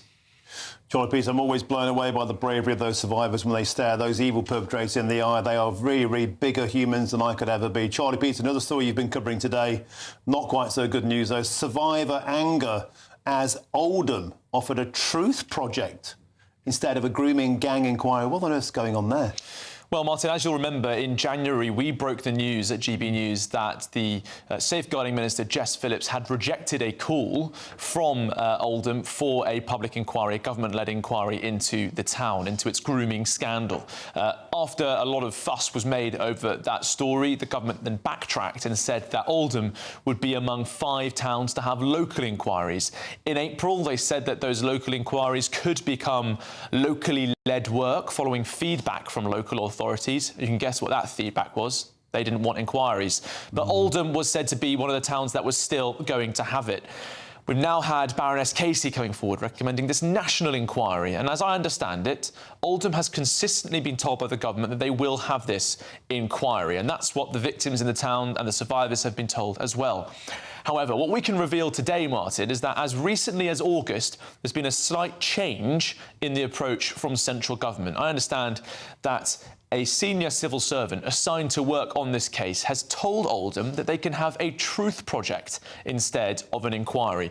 Now, what is a truth project? Well, it ran during the independent inquiry to child sexual abuse, and it allows survivors and victims to come forward and share their accounts. There's no questioning. There's no further assessment of what they deliver. It's just recorded as useful testimony. But that's very different from an inquiry. Of course, it's much cheaper as well, Martin, but it doesn't lead to any justice. It doesn't lead to people being dragged in and forced to give some testimony. It doesn't lead to anyone being assessed for failing or misconduct in a public office. So I've heard a great deal of anger from survivors in the town since revealing this news. I've heard from one survivor, Jamie Lee Jones, saying that they need to be at the centre of this inquiry process. The government needs to commit fully to what it said it would do earlier this year. I've also heard from Amelia in Oldham and saying that she was lost for words, that assurances had been given to those women and girls and that this was a devastating step forward. But she said that survivors in the town would come together to make sure that the government hears that a truth project won't do, only a full inquiry will be permitted. Well, I have had a statement from the Home Office, Martin, who said to me that the abuse of children by grooming gangs is one of the most horrific crimes imaginable. It's vital we get to the truth no matter where it leads us. That's why we have announced a new statutory inquiry to direct and oversee local investigations with the power to compel evidence and witnesses and bring national resources and support. We are working on this work while taking the time needed to get it right. Work is underway to appoint a chair who will play a central role in shaping the inquiry, identifying the first local areas to be investigated and setting out how it will work alongside existing locally led initiatives. So, Martin, the question is there. Will a truth project be one of the locally led initiatives in Oldham, or will they get that inquiry that they were promised? Well, Charlie Peters, the truth project sounds to me like yet another cover-up project. That simply will not do. Well done for exposing that, and we're going to keep going on this. Those survivors cannot and should not ever be silenced. Charlie Peters, thank you as ever for joining us. I want to get a quick bit of reaction from my studio guest, Nigel Nelson, on this. We can't go down the route, surely, Nigel, by saying, actually, it won't be a full statutory inquiry where people go to jail, which is what survivors want. Instead, come forward and tell us your truth. This just won't do. Well, what they're working out at the moment, what the government is working out, is because there have been so many demands for a full national inquiry, is how that inquiry will actually work.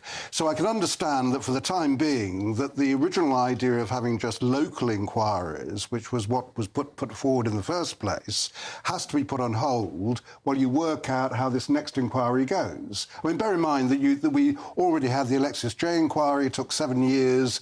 You want something that actually takes a much shorter period of time for this particular one. Yeah, but having a truth project before getting on with the inquiry, that's just another layer of bureaucracy. Just get on with it. Well, I mean, getting on with it, as the Home Office have just said, first of all they need a chair. They've got to find the chair. They've got to set up the inquiry. This was the problem. After the Alexis J report came out on child abuse more generally, the point was it was going to be difficult to do another inquiry because they take so long, and the idea of a local inquiry was you would actually get justice done sooner.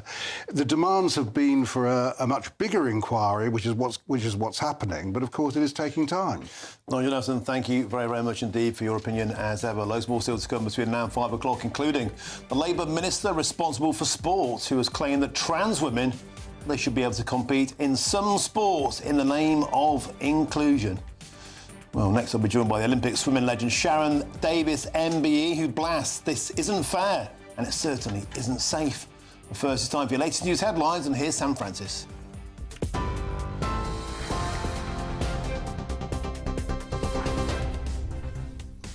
Very good afternoon to you. 4:30, the top story this hour. French police have torn down a notorious migrant warehouse in Calais, known as the Orange Squat, filmed by GBNews just weeks ago. More than 100 Sudanese men were living there. It comes as channel crossings this year surged past 34,000, just shy of last year's total.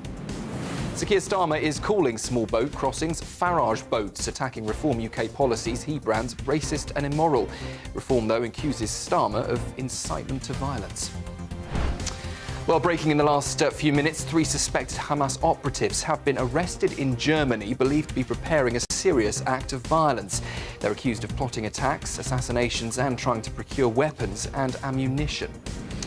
Here, a Rochdale grooming gang has been jailed for 174 years. The ringleader, Mohammed Zaid, gets 35 years for treating schoolgirls as sex slaves. Victims say justice has finally been served. The government has ordered Apple to build a backdoor into iCloud to access UK user data. Apple insists it will never create one, warning it would put encrypted information at risk. And brace for Storm Amy, the first-named storm of the autumn. Winds of up to 80 miles an hour and torrential rain will hammer Britain from Friday night into the weekend. Those are the headlines for now. I'll be back with your news at 5. Take the GB News family with you on any device.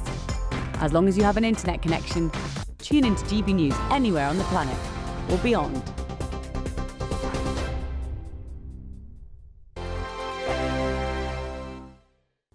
Afternoon, welcome to your latest weather update from the Met Office here on GB News. This morning, we named Storm Amy arriving on Friday night. Northern parts likely to bear the brunt with strong winds and some pretty heavy rain. Even before that storm arrives on Friday night, it's going to be fairly wet at times across western Scotland. The rain continues on and off here through the night. Patchy rain too for Northern Ireland. Most of England and Wales having a dry night. Quite a bit of cloud around, maybe with some clearer skies, temperatures dipping down into single figures. And there could also be a little bit of mist and fog around first thing Thursday, but that should steadily clear.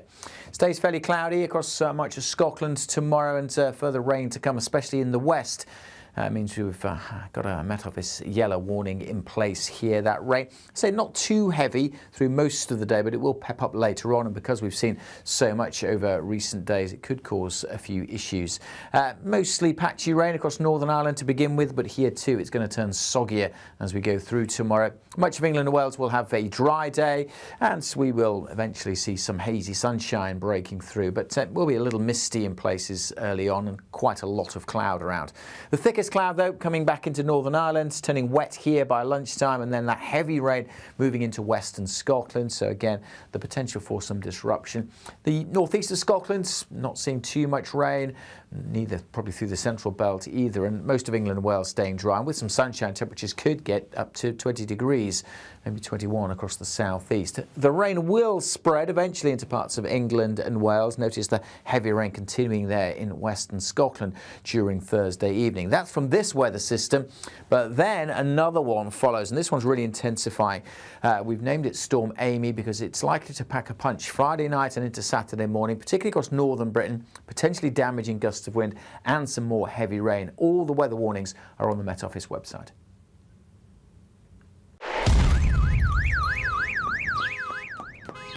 Crash Law 24 sponsors GB News Traffic and Travel Report.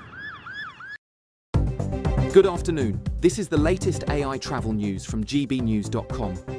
Traffic disruptions affect several routes today. The A38 between Hunterston and Seamill is flooded. Drivers should proceed with caution. At the A40, an incident delays traffic between Landovery and Sennybridge, with diversions in place. Motorists should be aware of an obstruction on the M6 southbound at junction 39 due to a load spillage. Only one lane operates. Additionally, a vehicle fire has closed all lanes on the M5 southbound entry slip at junction 28 in Devon. On the trains, the Gatwick Express is delayed between Gatwick Airport and Redhill. For more travel news, go to gbnews.com. Crash Law 24 sponsors GB News Traffic and Travel Report.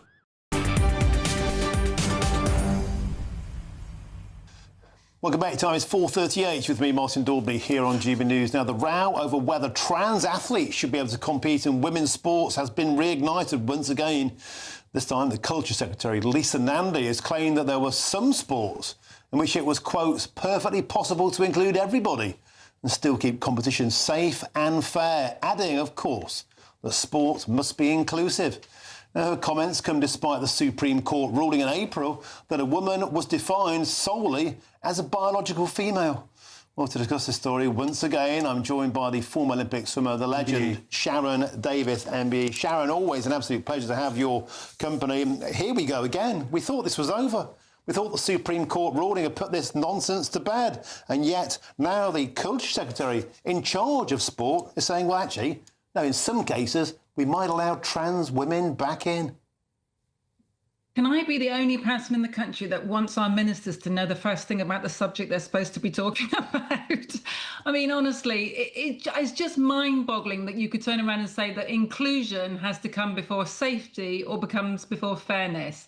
You know, we know that we absolutely must put safety first, then it has to be fairness for the sport, and then we try to work on inclusion. And let's be very honest, in sport already, if we could include a male and a female competing with each other, we would already be doing it. So things like horse racing and equestrian, you know, they are open for anybody because really the horse is the engine and you're sitting on it.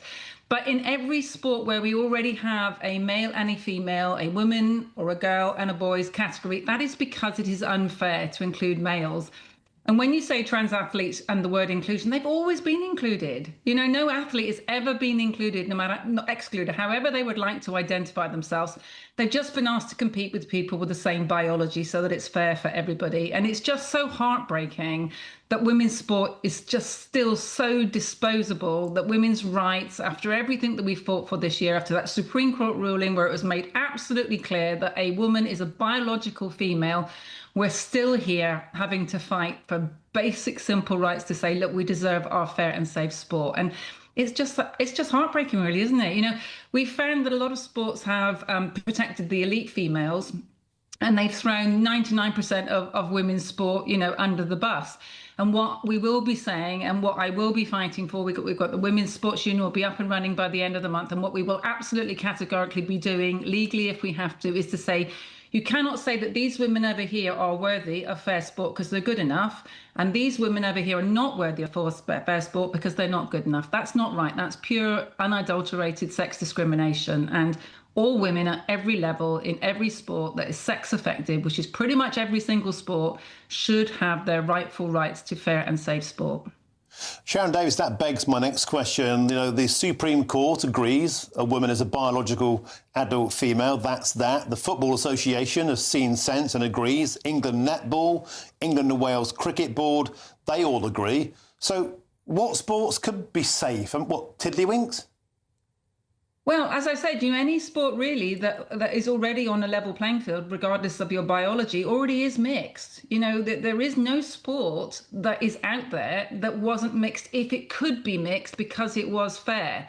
So what Lisa Nandy's saying is utterly ridiculous. And no one is excluded. What we absolutely must do, though, is make sure that all non-conforming males, which is what they are still biologically male, are welcome in male spaces. Now, whether that's male changing rooms, male toilets, or male sport, and what you want to call yourself and what you want to wear, that's totally up to you. But you just get to compete, you know, with people with the same biological advantage or disadvantages that you have. And this is about men making sure that those spaces are safe for those male conforming people, because we see that all the time with women. You know, even at the Olympic Games, we had trans-identifying women in women's boxing, and they still chose to compete with other women. They didn't choose, you know, they identify as trans men, but they don't go and choose to compete with the men. We had several non-binary identifying females who still all opted to compete with the women. And that is because, obviously, you're not going to be there if you're actually a female trying to compete on the men's team, because you just wouldn't make it. So we know there's no science in the world that proves that you can remove male physical advantage. We can show even 6-year-old boys can run faster and throw further and jump further than 6-year-old girls. So, you know, there isn't a way that you can remove what biology gives you. Sharon Davis, MBE, thank you as ever for your time and your expertise and joining us here on GB News. Pleasure to have your company. Thank you very, very much indeed. Nigel Nelson, let's get back to you. The Supreme Court has made its ruling. Politicians just need to keep their noses out. Well, it depends, doesn't it? What Lisa Nandy didn't do is talk about which sports that she's thinking of. So, for instance, there's this weird situation in the World Darts Federation where is darts a game of strength? It would be a question. Well, you could argue that there's an advantage, for example, in having longer forearm, in having stronger grip, in having a male brain, which some say might be better at working out mathematics quickly.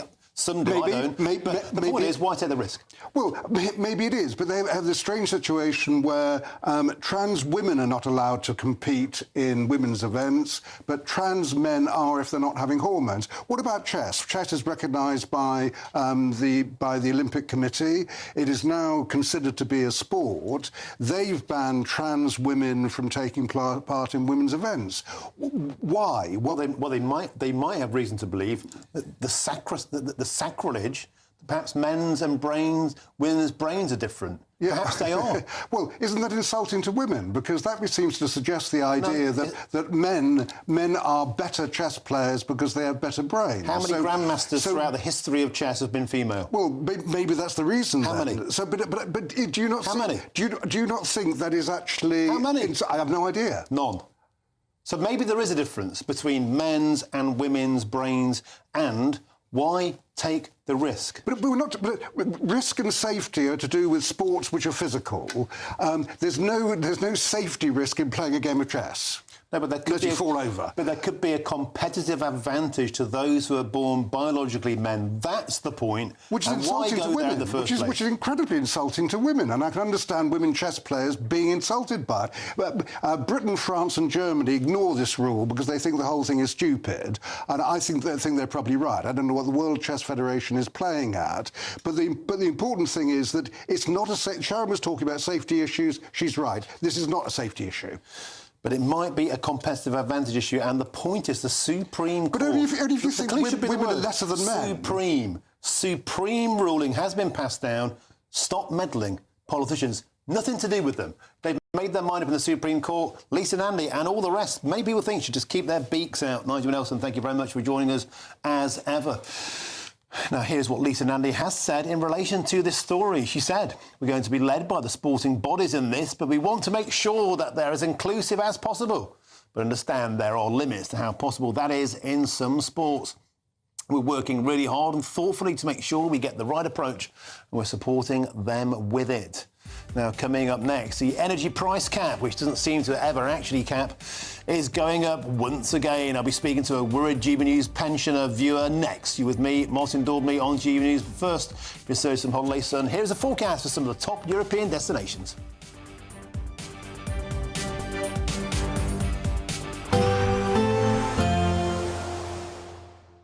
Can't wait to get in that sea. Lovely and warm. Just like the feeling of having great travel insurance. All Clear Travel Insurance sponsors GB News Travel Destinations Forecast. We've seen some pretty heavy rain around the Mediterranean this week. It's going to stay pretty wet and quite windy across Greece. Meanwhile, the rain clearing away from Italy and the Balkans. A few showers coming into the Canary Islands, the odd one close to Barcelona, but the Balearics turning drier after some thunderstorms earlier, along with the Balkans and Italy as the rain clears away here during Thursday. But setting up across Greece, some heavy downpours and gusty winds through Thursday and Friday. Looking drier, though, in Santorini for the weekend. All Clear Travel Insurance sponsors GB News Travel Destinations Forecast.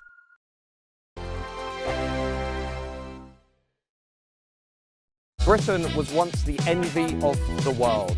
But look around. A nation that no longer knows what it is or where it's going. A country that's broken. How do we fix Britain?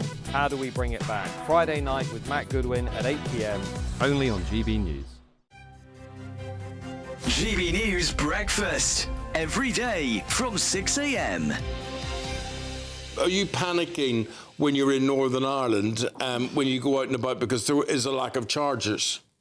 Well, listen, I'm really pro-EV, and we've had the odd issue with broken EV chargers, particularly yesterday at both Ballymoney at Beasties and also over at Dunsilley. We had issues with chargers, but the charging infrastructure is used very rarely. My mother, for example, she has overnight charging at home. She's never used a public charger, and she's had the car for 3 years. So if you've got that domestic overnight charging, it's cheap.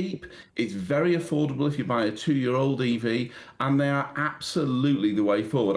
I'm a Yorkshireman. I don't like parting with my brass. I want to get cheap motoring, and for less than a penny a mile and a car for less than 20 grand to start with, you know, it sounds a bit blasé saying £20,000, but relative to what these cars are new, they're incredible value for money. And we're seeing mass adoption. There's a garage in Richmond in North Yorkshire that sells more than half of the cars they sell are electric vehicles, and that's in a rural Dales area. So it's about having that domestic overnight charging and not having to rely on public infrastructure. Danny, where it doesn't convince me at all is, right, so I'm living in London and I want to go to see Manchester United, and I might get there, but am I going to get back down again? Or worse still, if I'm not on full charge, I'm going to miss kickoff because I'm going to have to rely on a public charger somewhere.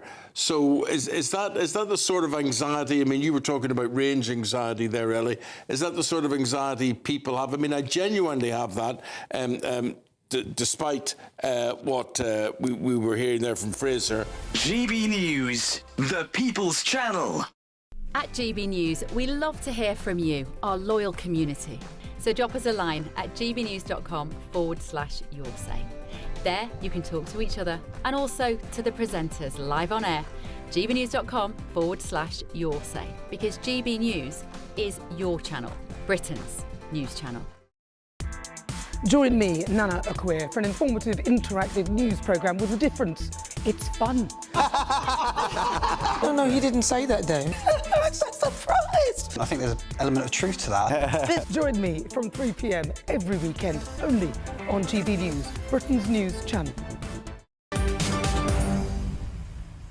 Welcome back. It's 10 to 5 with me, Martin Daubney. I made a mistake in the previous section. I said there were no female chess grandmasters. What I meant was I don't think a female had ever beaten a man in a huge tournament. It says that there are 44 female chess grandmasters, and they could all absolutely annihilate me. Happy to clear that up. Now, moving on. Today, pink ladies marched through London in an anti-migrant hotel protest here in Parliament Square. Now, the group described themselves as local mothers, sisters and grandmothers, saying they are not far right, just on the right side of history. Well, I spoke with their founder earlier on today, and now I'm joined in the studio by GBNews' senior political commentator, Nigel Nelson. Nigel, this is a topic, I think, that completely changed the narrative around protests, because we were led to believe they were all far right, knuckle draggers, you know, thickos. That was the perception, certainly amongst their opponents on the political left. Perhaps even the Prime Minister himself called them far right. This protest changed the narrative entirely, and I think they should be commended on that. They are mothers, they're daughters, they're talking about safety. Do you think they have a valid point, and do you think they have moved the game on? Yes, I do, on both counts there. I mean, I love the pink ladies. I think that that's the way that protests should actually be handled, peacefully and with good humour. And yes, I do think they move things. I mean, certainly Keir Starmer, since they've been protesting, Keir Starmer has changed his tack on hotels. He's now talking about trying to empty them earlier than he originally suggested. The problem, obviously, which the Prime Minister is trying to solve, and in a sense the pink ladies are too, is then what do you do? They said themselves they don't want to see these people ending up in houses of multiple occupation. So once again, we're back to the problem. Yes, nobody wants hotels, but how do we actually shift people out of them, and where do they go? Isn't the whole point about this, though, is that successive governments have completely let down working-class communities? Because, of course, when the government, Serco, Mears, whoever it is, buys up cheap housing at the taxpayer's expense, they tend to be in run-down areas with little political resistance, and that is why Epping has come to the forefront. Epping is just totemic, I think, of a broader issue, and once again, it's politicians just dumping, liberal, worthy problems onto working class communities who never even had a say? Well, I think a lot of it is desperation, and certainly when it comes down to having a say, an awful lot of people have been put in hotels without local authorities knowing about it. Reason being, because local authorities would object. Nobody wants a migrant hotel on their doorstep. So why don't you just close the borders and deal with this issue? That's the point. We can move this because problem you come up with a really around, but you're not solving the problem. But you're right, we're not solving the problem, but you've just come up with a very simplistic argument to try and solve it. The Electoral want. Well, I'm sure they do, but you tell me how you do it. This is the kind of argument we've been having all afternoon. It's a question of how you get there. And you've got to do this humanely, reasonably, within the powers the government have got. Australia did it. Australia didn't do it. Australia was a different kind of case. They had agreement from Indonesia about take back. But we almost said that with Rwanda. Yeah, but or we could do it with another territory. We have to move on. We've run out of time, but we're going to pick this one up in the next hour. Nigel Nelson, always a pleasure having you in the studio, of course, on a Wednesday. Now, coming up, Keir Starmer's extraordinary blame Brexit for the illegal migrant crisis and even called them Farage boats. Those dinghies there, apparently, they're nothing to do with Keir Starmer and everything to do with Nigel Farage. A comet could strike the earth, and it'd be Nigel Farage's fault at the moment. This is GB News, Prison News Channel. You're with me, Martin Daubney. First, though, here's your weather.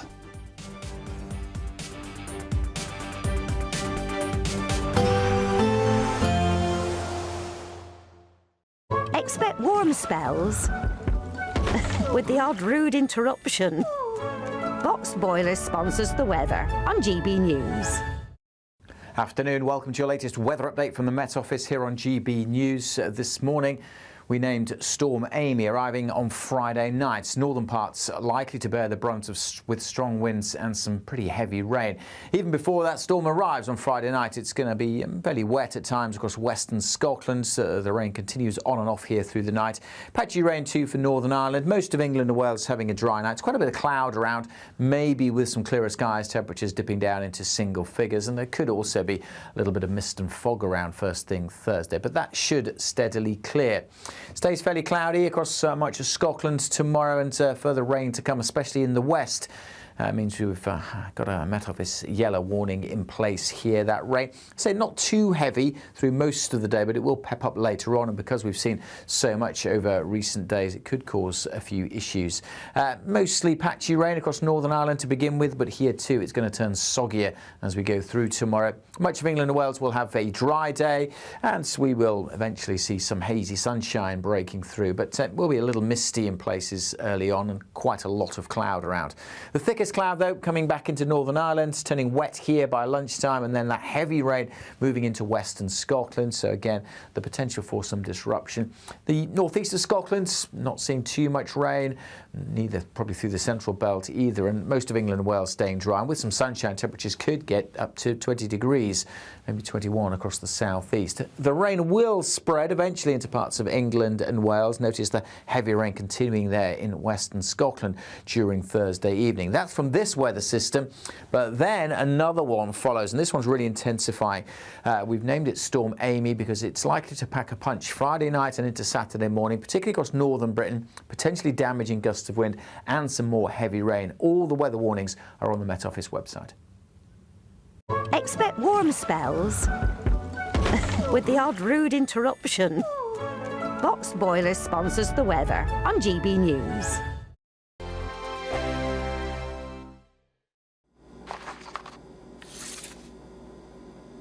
Crash Law 24 sponsors GB News Traffic and Travel Report. Good afternoon, this is the latest AI travel news from GBNews.com. The A78 between Hunterston and Seamill faces restrictions due to flooding. Drivers should proceed with caution.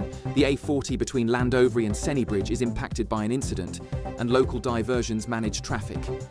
In Derbyshire, an overturned vehicle on the A50 eastbound between junctions with the A6 and M1 at junction 24A has caused significant delays. On the M275 northbound between junction 1 and the M27, 2 lanes are closed due to a road traffic incident. And on the trains, Great Northern reports disruption between Ely and Kings Lynn. For more travel news, go to gbnews.com. Crash Law 24 sponsors GB News Traffic and Travel Report. You could bank an incredible £30,000 in tax-free cash to spend however you like. And if that wasn't enough, you'll also get to drive away in this brand new motorhome. This brand new 2025 Benamar Primero could be yours. It comes with all the mod cons you'd expect from a vehicle worth over £74,000 and comfortably sleeps 4 people. This prize package is worth over £104,000. For another chance to win, text WIN to 63225. One entry costs £2.50 plus one standard network rate message. Or text bonus to 63225. 5 entries cost £5 plus one standard network rate message. Go to gbnews.com/win. Entries start at £2.50. Call 0903 686 3232. Calls cost £2.50 plus your network access charge. Or post your name and number to GB16 PO Box 8690 Derby DE1 9TT. UK only. Entrance must be 18 or over. Lines close at 4 p.m. on the 31st of October. Please check the closing time if listening or watching on demand. Welcome back to Britain's Newsroom with Andrew and Beth. Hello everyone, Patrick Christie's here. I'm Michelle Duke, Britain's News Channel. Access the stories that matter to you. Take the GB News family with you on any device. And as long as you have an internet connection, tune in to GB News anywhere on the planet or beyond. GB News, the People's Channel, Britain's News Channel. Mornings don't have to be tiresome, especially if you have the right company. Wake up to news as it happens, opinion and debate, and of course, a little bit of entertainment too. Because when the kettle's on, we're on. That's Breakfast on GB News, a show worth waking up for. Every morning from 6 a.m. Only on the People's Channel, Britain's News Channel. We'll spread the news, you spread the word.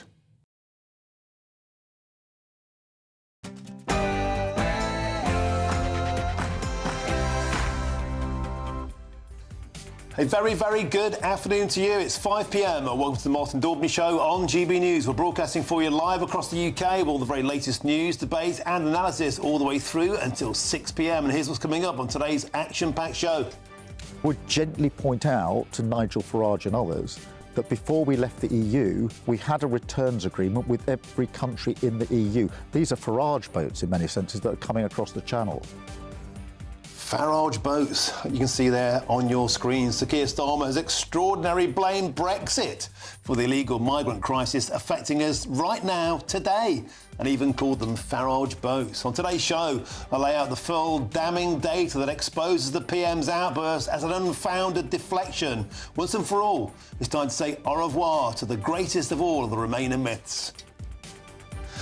7 men convicted for sexually exploiting children in Rochdale have been jailed for a total of 174 years today. We'll bring you all the very latest reaction to this shocking story of abuse. And today, the US government went into shutdown with Donald Trump blaming the Democrats, who he claims want illegal aliens to receive free health care. He's also threatened to fire thousands of woke federal workers. We'll have all the latest on Donald Trump's latest power play. And also coming up on the show today, we have this. Thing that we know about you, you love to get up and dance. How about you break out those moves for your 2 biggest fans? Yeah, that's a young boy in a dress dancing for his 2 dads. And find out why some people have accused Netflix for pushing LGBTQ messages onto children's cartoon shows. Bonkers. And that's all coming from your next hour.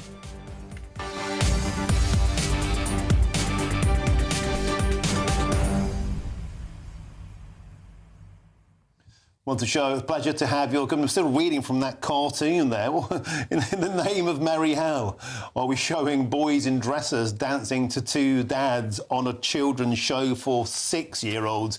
That's a conversation we're going to have today. And people are cancelling their Netflix subscriptions in America in their droves. 2 shows out in 1 week with similar LGBTQ agendas. Also on today's show, I'll have some exclusive, astonishing analysis of those who've been screaming the loudest about Nigel Farage at the Labour Party conference are the most at risk of losing their seats in the next general election to Reform UK.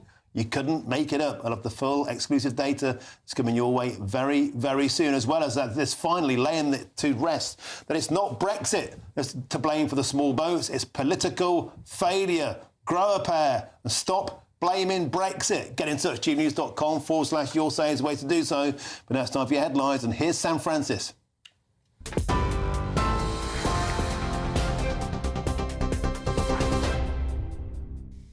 Very good evening to you from the newsroom just after 5 o'clock. The top story tonight. French police have raided and destroyed a migrant warehouse in Calais, filmed by GB News just weeks ago.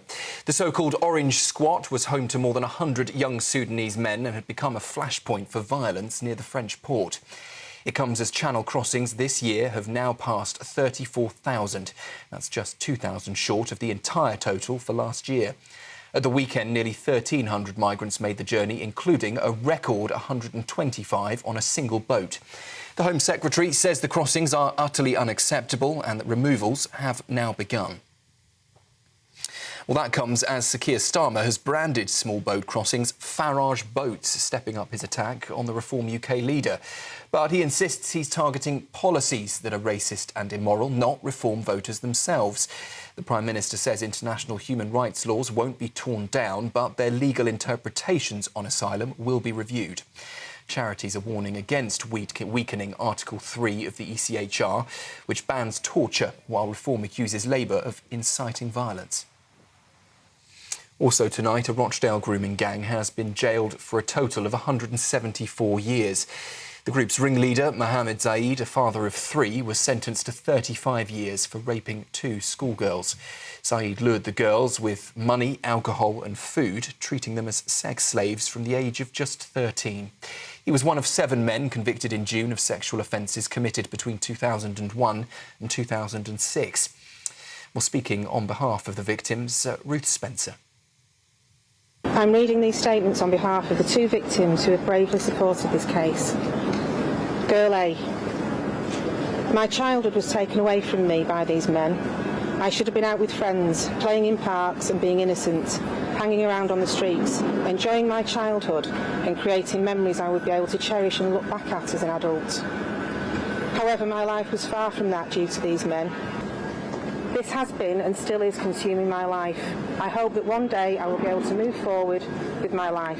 The jury, finding these 5 men guilty, I hope is going to help me take another step forward to get my life back, as I have already lost my childhood to these men. A company linked to Tory peer Michelle Mone has been ordered to repay the government £122 million after breaching COVID contracts for surgical gowns. The High Court says the firm, run by her husband Doug Barrowman, must return the money with interest by the 15th of October. Lady Mone recommended the company to ministers, securing a place on the so-called VIP lane for PPE contracts during the pandemic. Both she and Mr Barrowman denied any wrongdoing and gave no evidence at the trial. Chancellor Rachel Reeves says the money will go back into schools, the NHS and local communities. Ed Miliband has vowed to ban fracking as he launched into a fresh government attack on Reform UK today, saying he wanted to send the frackers packing. Speaking at the Labour Party conference earlier, the Energy Secretary accused the party of waging all-out war on future generations. We've got to call out Farage and his cronies for who they really are. They're the investment-crushing, job-destroying, bill-raising, poverty-driving, science-denying, Putin-appeasing, young people betraying bunch of ideological extremists. That is who they are. The energy price cap has risen by 2% today, pushing the average household bill in England, Scotland and in Wales now to up to £1,755 a year. More than 7 million homes on standard tariffs are being urged to send in meter readings to avoid higher charges. The Step Change Debt Charity says the £35 increase may seem small, but warns that energy arrears among its clients are 32% up in the last 2 years. Comes, of course, as cooler weather sees many switching on their central heating already. And a heavyweight champion has been crowned in Alaska. Martin, I mean Chunk, the brown bear, tipping the scales at over 500 kilos, is the new winner of Fat Bear Week. The scar-faced giant overcame a broken jaw to out-chomp rivals by more than 30,000 votes. Rangers say he relearned how to fish after the injury, proving resilience can be just as impressive as size. Fans in more than 100 countries tuned in to live streams of salmon snatching and bear stare-downs even. One voter, in fact, called Chunk an inspiration, saying he too had battled through some tough summers to come out stronger. Random news here on GB News. That's the headlines. I'll be back with you shortly. Cheers Britannia Wine Club proudly sponsors the GB News Financial Report. And here are the markets for you just after 5 o'clock. The pound will buy you $1.3474 and €1.1494. The price of gold at £2,871.53 per ounce, and the FTSE 100 is at 9,413 points. Cheers Britannia Wine Club proudly sponsors the GB News Financial Report.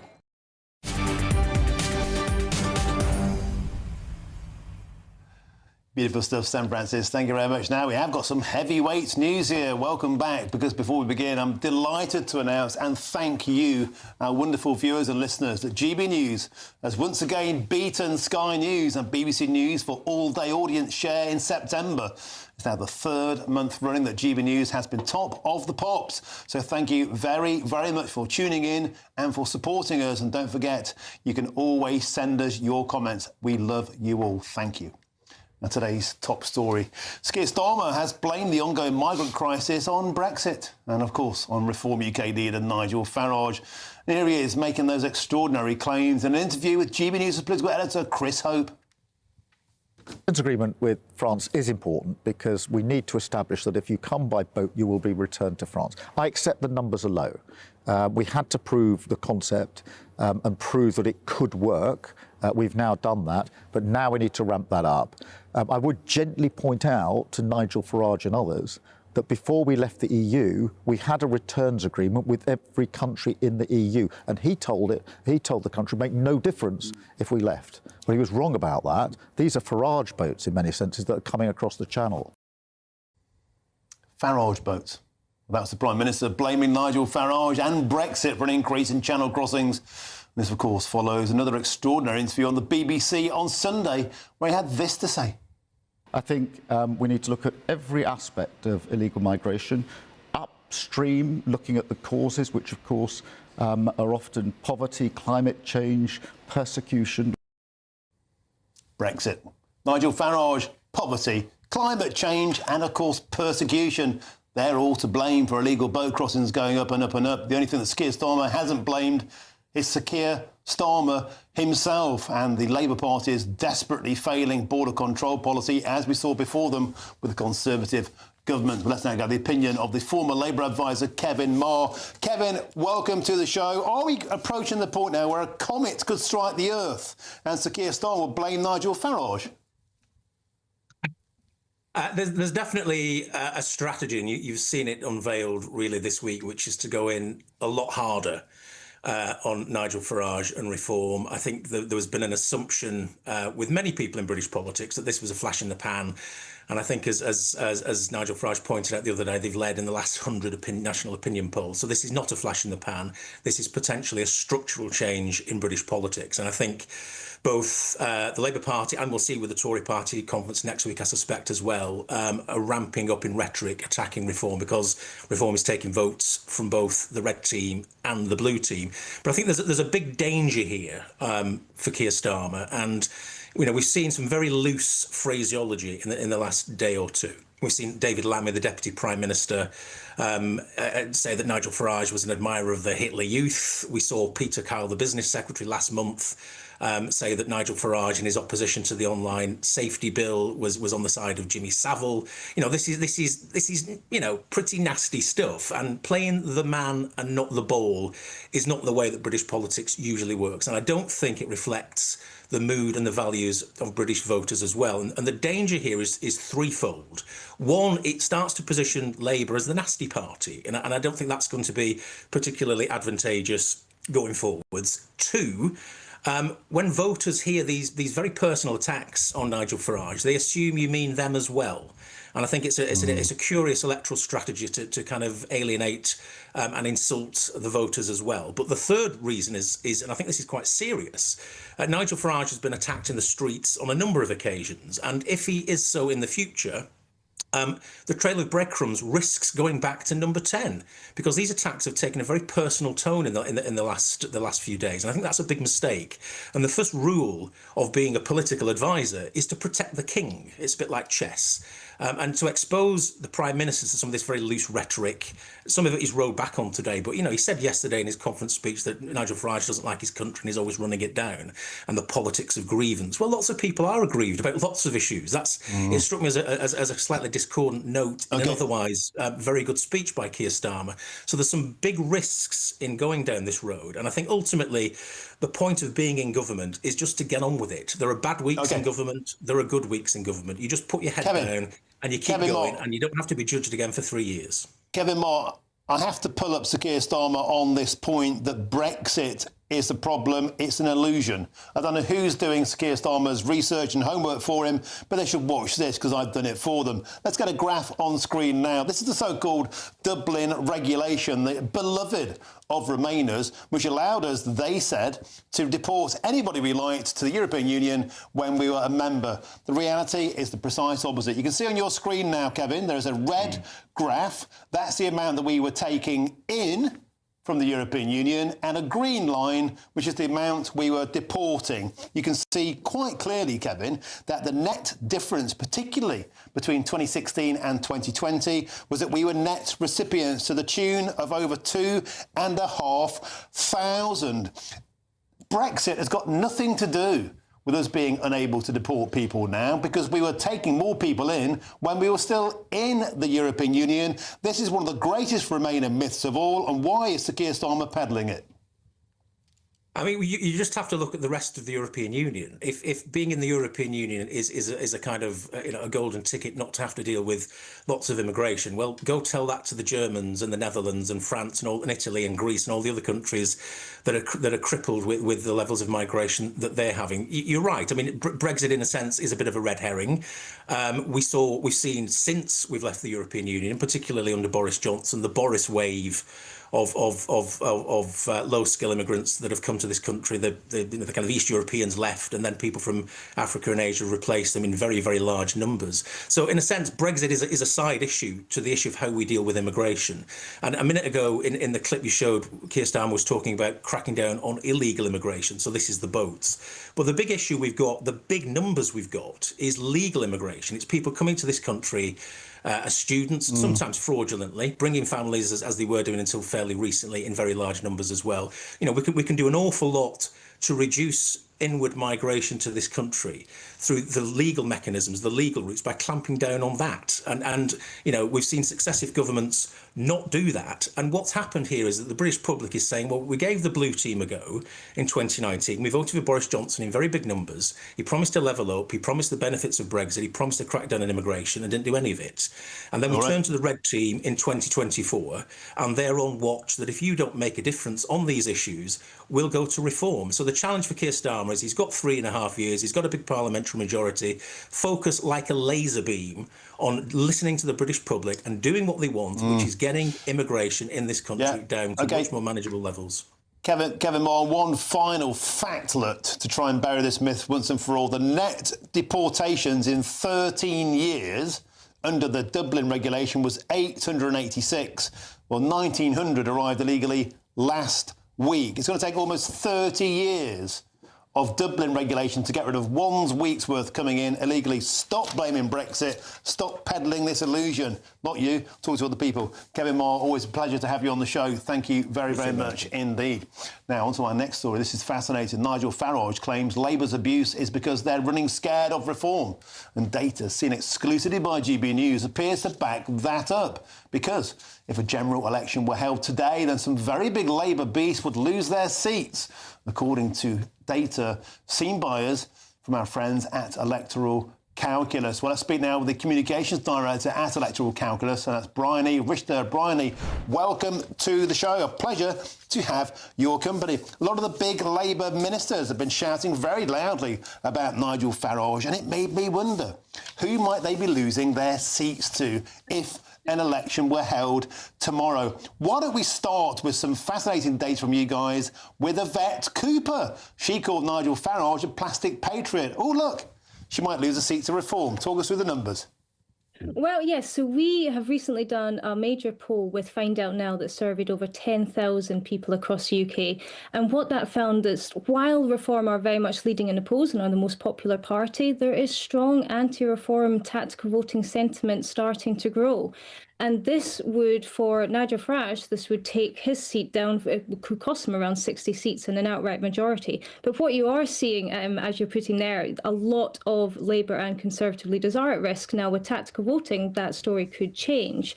But tactical voting is certainly going to be, I think, a game changer and quite decisive in the next general election. Even with 30% of the vote share right now that Reform would have, around 7 out of 10 voters want a different party from Reform. So tactical voting is certainly in the game at the moment, and it'll be interesting to see how these play ahead. Yeah, tactical voting has been tried in the past, hasn't necessarily worked, but let's just talk through some of the data that we're seeing on our screen there. Yvette Cooper, at present, has an 86% chance of Reform taking her seat. Wes Streeting, who said that Nigel Farage was a snake oil salesman and a con artist, well, 44% chance of his seat going to Reform. Reform are the favourites, because at present, of course, the separatist vote, the independent, the pro-Gaza independent and the Labour Party splitting that vote and perhaps allowing Reform through the middle. Let's get on to Shabana Mahmood, the Home Secretary, who called Nigel Farage worse than racist. Guess what? Reform could take her seat too. The same metrics as before, the independent and the Labour Party splitting the vote. And even Rachel Reeves, without tactical voting, a 60% chance of Reform taking her seat. But you're absolutely right, Bryony. What could happen looking forward is the mother of all tactical voting campaigns, where the left, the Liberals, call them what they like, they might all group together to try and vote for anybody but Farage. Well, that might actually well be the case. And we did in this survey a number of different scenarios which looked at how people would split between the votes. And I mean, the biggest one, I think, interestingly for you, Martin, is when it came down to a head-to-head between Conservative and Reform, over a third of Labour voters would swing their vote to Conservatives. So that is just showing where the kind of strong anti-sentiment there is coming from.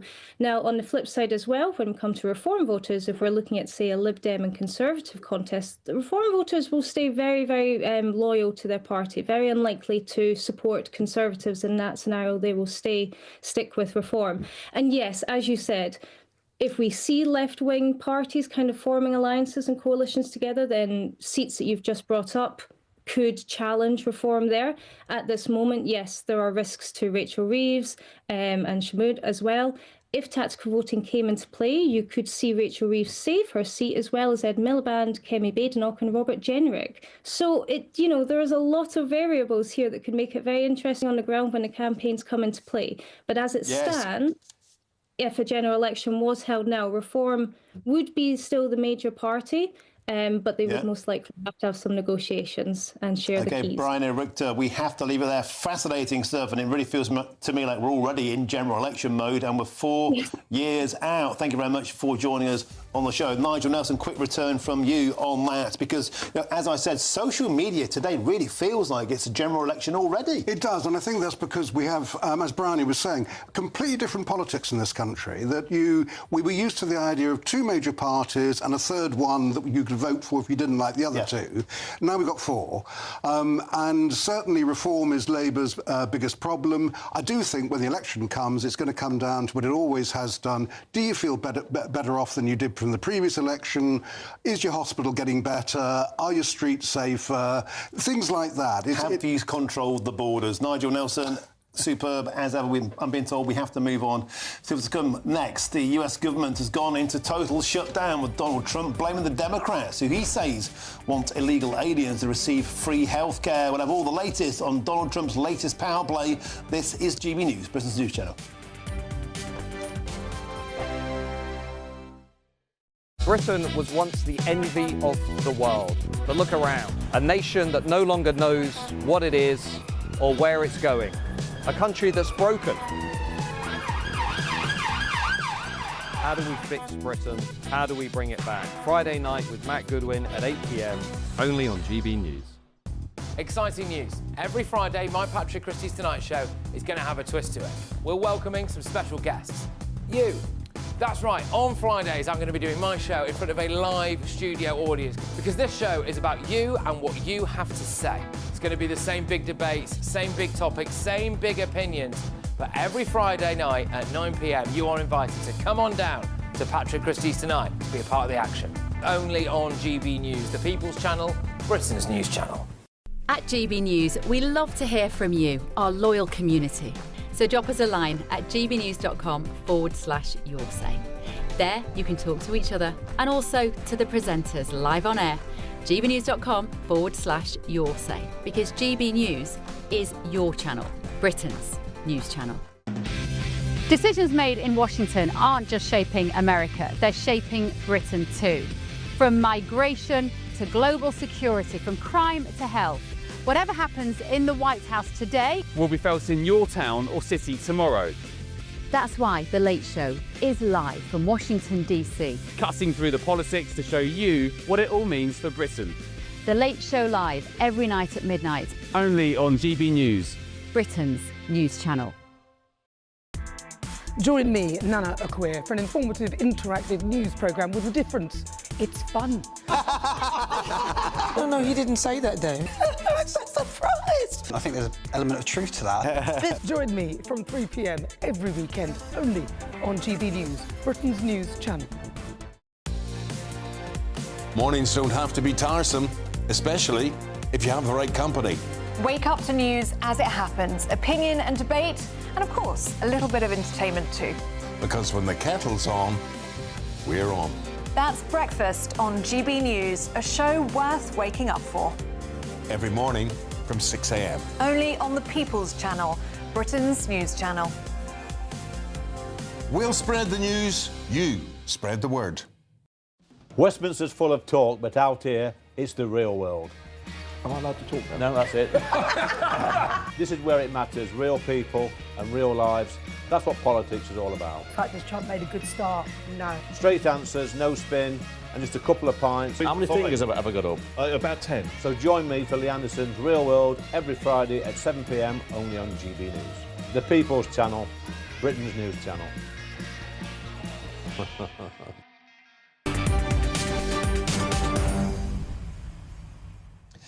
Welcome back. Time is 5:25. You're with me, Martin Daubney, here on GB News. Now, the US government has shut down for the first time in 7 years after Congress failed to agree a last-minute funding deal.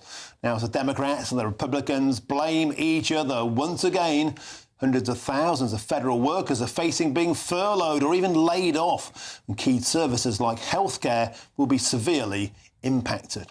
Well, who's to blame and how can we get our way out of this mess? Let's get the thoughts now of the Democrats commentator, Kaivan Shroff. Kaivan, welcome to the show. You're joining us there, I believe, from New York City. Everybody is blaming each other. Donald Trump is saying this is because the Democrats want to give illegal aliens free health care, which costs millions of dollars. What's your take? Yeah, and it was interesting because the reporter asked him to clarify what on earth he was talking about, and he couldn't answer the question. It's actually against federal law to send funding for healthcare for undocumented people here. So it's just a talking point. And I think it's an interesting fight for Republicans to try to frame this argument around that issue because it is a lie that is easily debunked. Of course, Democrats are going to focus these next several weeks during the shutdown on talking about the huge cuts to healthcare that Republicans have made in Trump's budget, as they also voted, of course, to make those earning $3 million or more in the country richer. So a good messaging opportunity for Democrats. Now, what's been fascinating watching this from this side of the pond, Kaivan, is that you think a government shutting down would be a terrible thing, but there seem to be many people on both sides of the spectrum saying, good, bring it on. Perhaps the government needs to be taught a lesson. I think so. You know, especially from the Democratic perspective, I think a lot of folks feel this is not a typical shutdown. We've seen shutdowns before. For the last several months, the American government has not been functioning in accordance with the Constitution under Donald Trump's leadership. He disregards rulings from judges. He's overstepping his power with agencies, ignoring courts. So I think a lot of voters feel it's time to pause and have folks really look at this authoritarian regime. Now, I will say it also seems like Republicans are eager to use this as an excuse, particularly Speaker of the House Mike Johnson, to not do other work that they could be doing, because while the government is shut down, Congress is not shut down. Congress should be working. Instead, they're taking time off, and they should be swearing in a newly elected member of Congress, Adelita Grijalva, who would actually provide the 218th vote needed to force a vote on the release of the Epstein files. And it's very interesting. A lot of folks speculating that Republicans are using this opportunity not to have that vote. So more involvement in that Epstein scandal that continues to bog down the White House. Like Ivan Shroff, we do know, of course, that the Doge movement's looking to make huge cutbacks as part of the Republican political game. And there have been talk, well, very strong talk from Donald Trump himself, saying he's going to fire potentially thousands of Democrat federal workers if they don't toe the line. Might this just be a bit of a smokescreen to give the chop to a load of people in the civil service who are working against the wishes of the Republican government? I think it's really interesting because 40% of federal workers voted for Donald Trump. I think that surprises some folks, but you know, it's really not a partisan workforce. That's the whole point of the civil service. But I think separately, you know, Donald Trump can't really afford to be firing people. They would just revise the job numbers from last month.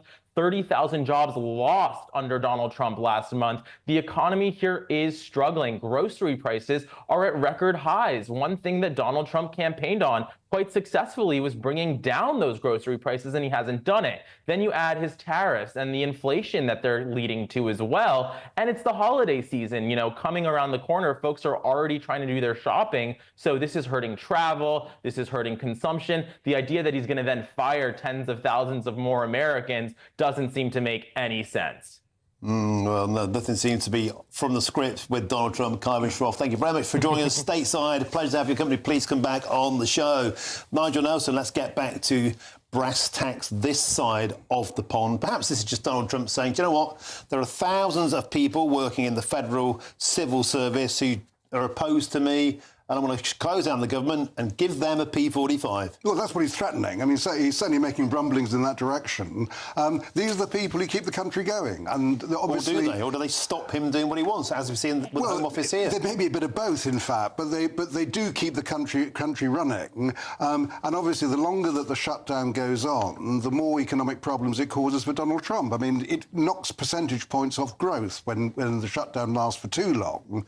So I think that he'd want to get them back to work. The idea that he'll carry out his threat and, as Kevin was just talking about, and fire tens of thousands of them seems unlikely, because that's not going to get him what he wants in the end. I wonder, actually, if that's his point. There are 750,000 federal workers. It's going to cost $400 million a day to lay them off. Maybe the point is there are just too many public sector workers, and he wants to give some of them the chop. And maybe actually that's an idea to catch on in this country too. Nigel Nelson, superb. I know you're going to like this next story. There's loads more still to come between now and 6, including this absolute shocker. Just be you. Just be me? Yep. When you're trying to decide, think about all the things you like to do. Just be you. Just be me. Yes, it's a toddler in a dress dancing for his 2 dads. We'll find out why some people are accusing Netflix of unnecessarily pushing LGBTQ plus messages onto children's cartoons aimed at 5-year-olds. But for now, if you're travelling home from work or from school, then here's your traffic and your travel update. Don't forget to stick with us, stay safe, and please come back to us.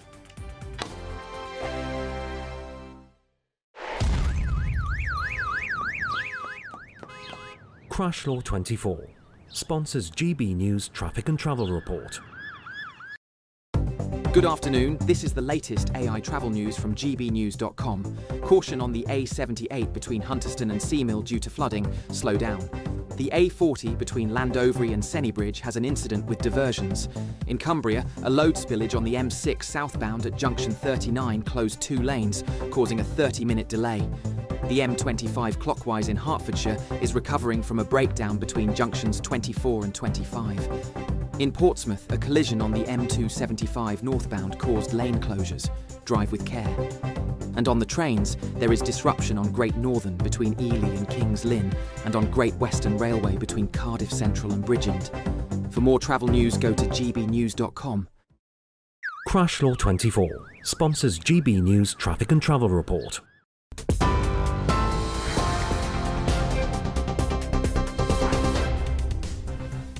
Very good evening to you. 5:30, the top story tonight. French police have torn down a notorious migrant warehouse in Calais, known as the Orange Squat, filmed by GB News just weeks ago.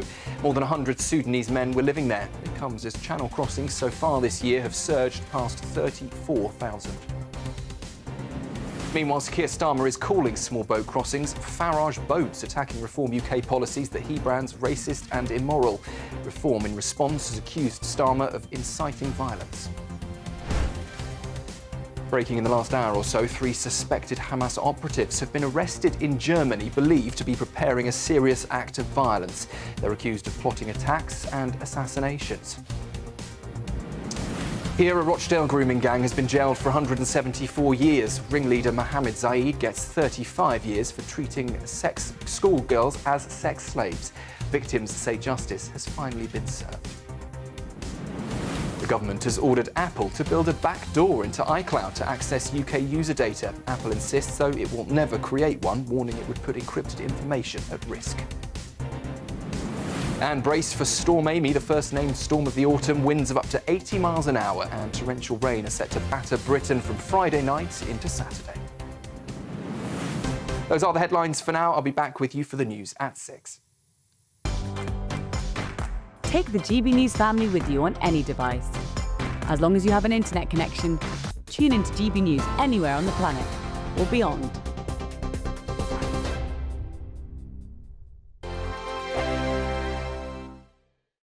Afternoon, welcome to your latest weather update from the Met Office here on GB News. This morning we named Storm Amy arriving on Friday night. Northern parts likely to bear the brunt with strong winds and some pretty heavy rain.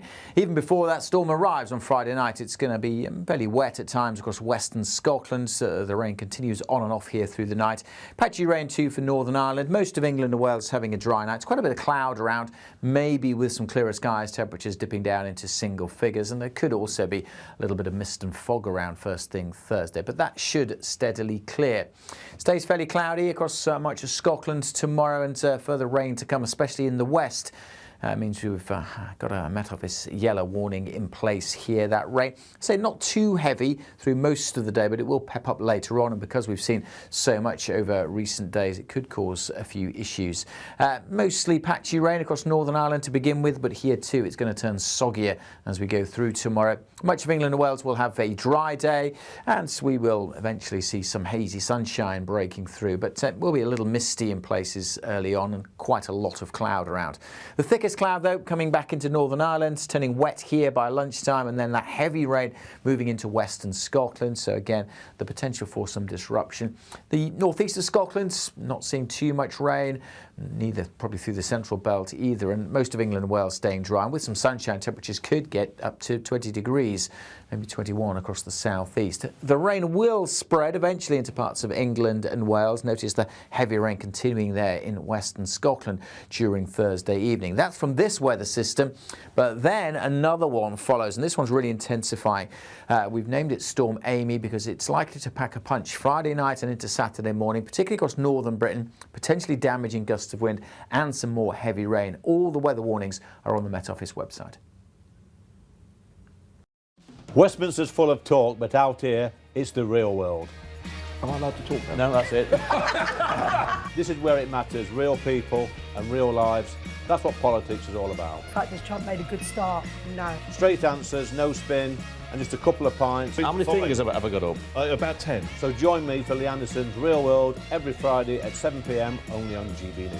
The People's Channel, Britain's news channel. Decisions made in Washington aren't just shaping America, they're shaping Britain too. From migration to global security, from crime to health. Whatever happens in the White House today will be felt in your town or city tomorrow. That's why The Late Show is live from Washington, D.C. Cutting through the politics to show you what it all means for Britain. The Late Show live every night at midnight. Only on GB News, Britain's news channel.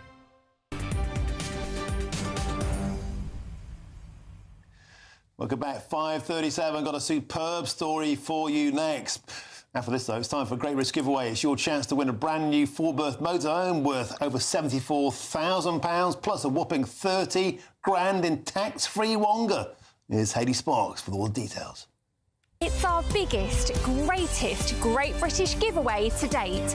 Your chance to win a prize package worth over £104,000. You could be driving away with this brand new Benamar Primero motorhome.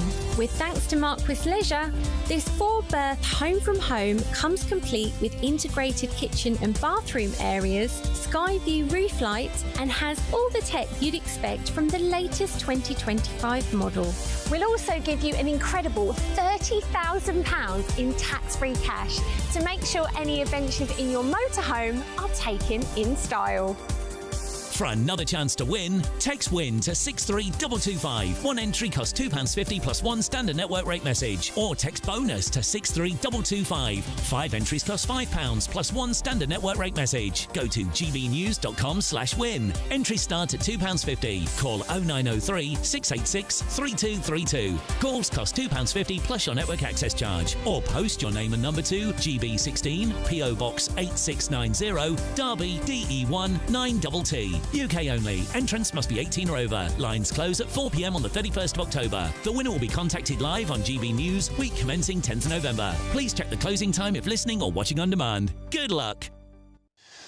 Now then, here's one for you. Is the streaming giant Netflix pushing LGBTQ plus themes onto our children?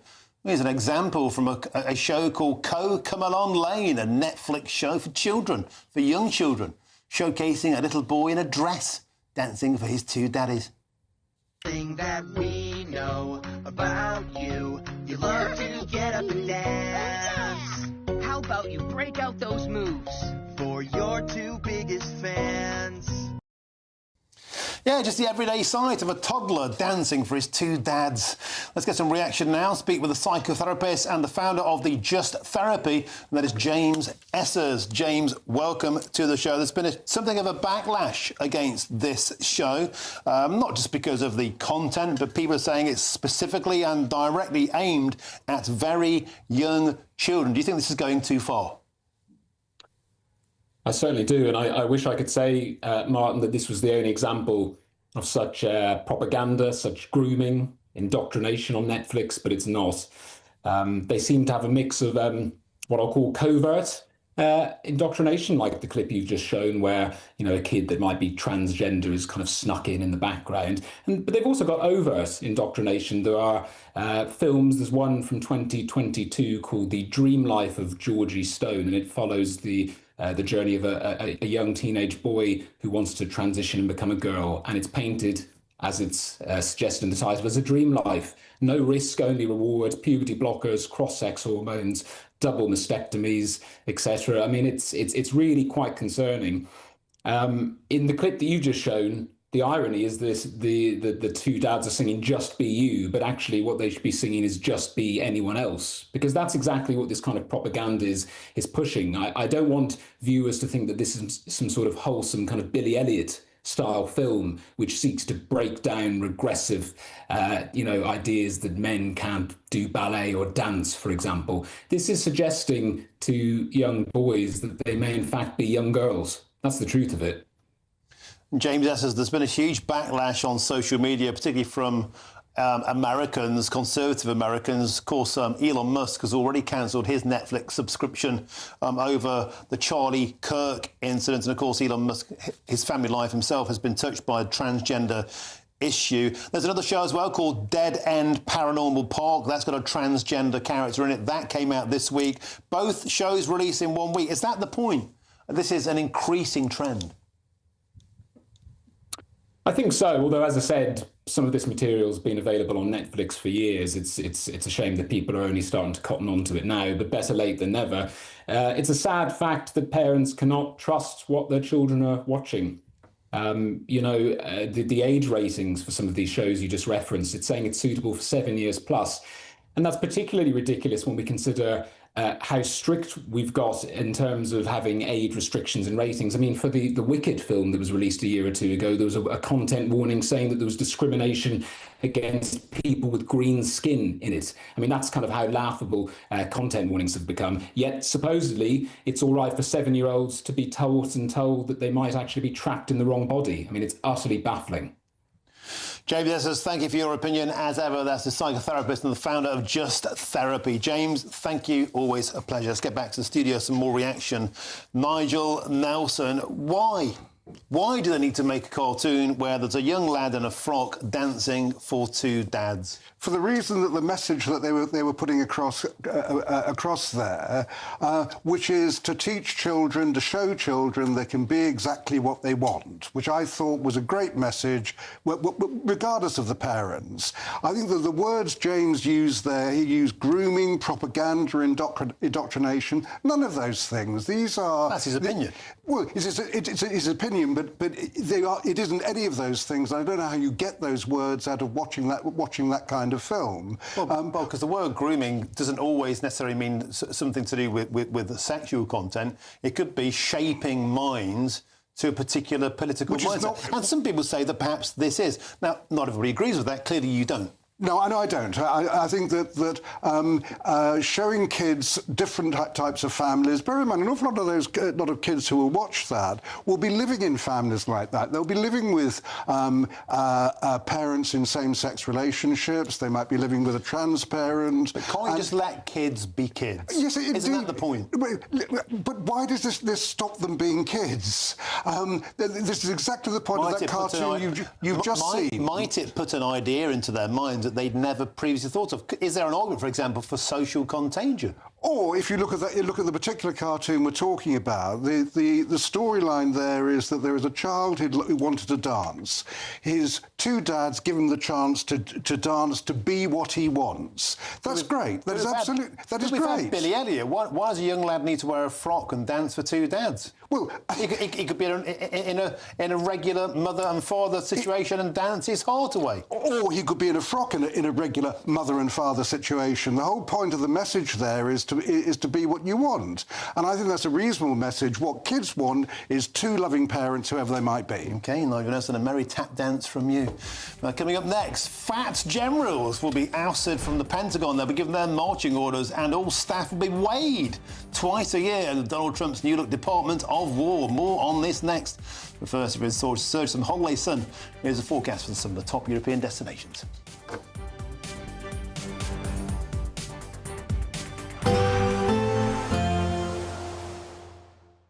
Dinner under the stars tonight? That reminds me of our travel insurance. You mean All Clear Skies? All Clear Travel Insurance sponsors GB News travel destinations forecast.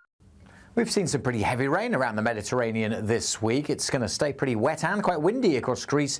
Meanwhile, the rain clearing away from Italy and the Balkans. A few showers coming into the Canary Islands, the odd one close to Barcelona, but the Balearics turning drier after some thunderstorms earlier, along with the Balkans and Italy as the rain clears away here during Thursday, but setting up across Greece some heavy downpours and gusty winds through Thursday and Friday. Looking drier, though, in Santorini for the weekend.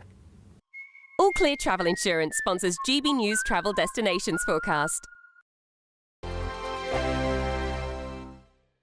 Britain was once the envy of the world. But look around. A nation that no longer knows what it is or where it's going. A country that's broken. How do we fix Britain? How do we bring it back? Friday night with Matt Goodwin at 8 p.m. only on GB News. At GB News, we love to hear from you, our loyal community. So drop us a line at gbnews.com/yoursay. There you can talk to each other and also to the presenters live on air.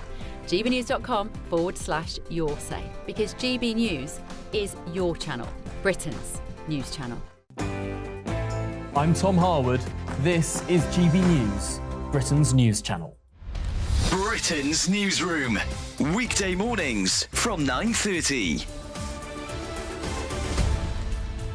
There's an interesting story, Charlie, in the Daily Mail. A two-year report that claims racism in the UK countryside is getting worse, with abuse normalised and tolerated. What do you think of this academic research? Rubbish. Well, it's a load of old bunk. Yes, yeah. 2 years, as you say. 2 years to interview how many people? 115. It took 2 years. Very scientific. And this is where, people often ask about, what you do when you go to university, or the tuition fees that people have been paying. University of Leicester, where this report was undertaken, have funded this 2-year holiday spree, by the sounds of things, and cobbled something together at the end. 115 people, that's nobody. But they've asked the question about, do you feel that the countryside is effectively exclusive in any kind of particular way? Well, let me read this out. The report also claimed that non-verbal cues, such as incessant staring and unfriendly body language, made individuals from ethnic minority backgrounds feel unwelcome. And no Wellington boots. That's probably what they were staring at, yes. Walking shoes. I'm a man with certain vintage. I've never owned a pair of walking shoes. I haven't got walking shoes. I've got Wellington boots. I've never owned a pair of walking shoes. I've got a pair of wellies. Well, there you go. A pair of trainers. So we'd both be OK in the countryside. It does not impede on your appreciation of the countryside having walking shoes or not. Well, it depends how far you have to walk. It's pathetic. Haven't these universities got better things to do? Well, you would have thought so. But the idea that, the countryside is now all of a sudden racist, or the rural communities in our great countryside is all of a sudden exclusive, as I say, it's ridiculous. GB News, the People's Channel. I'm Michelle Dewberry, and this is GB News, the People's Channel. Join me, Nana Akweer, for an informative, interactive news programme with a difference. It's fun. No, he didn't say that, Dave. I'm so surprised. I think there's an element of truth to that. Join me from 3 p.m. every weekend, only on GB News, Britain's news channel.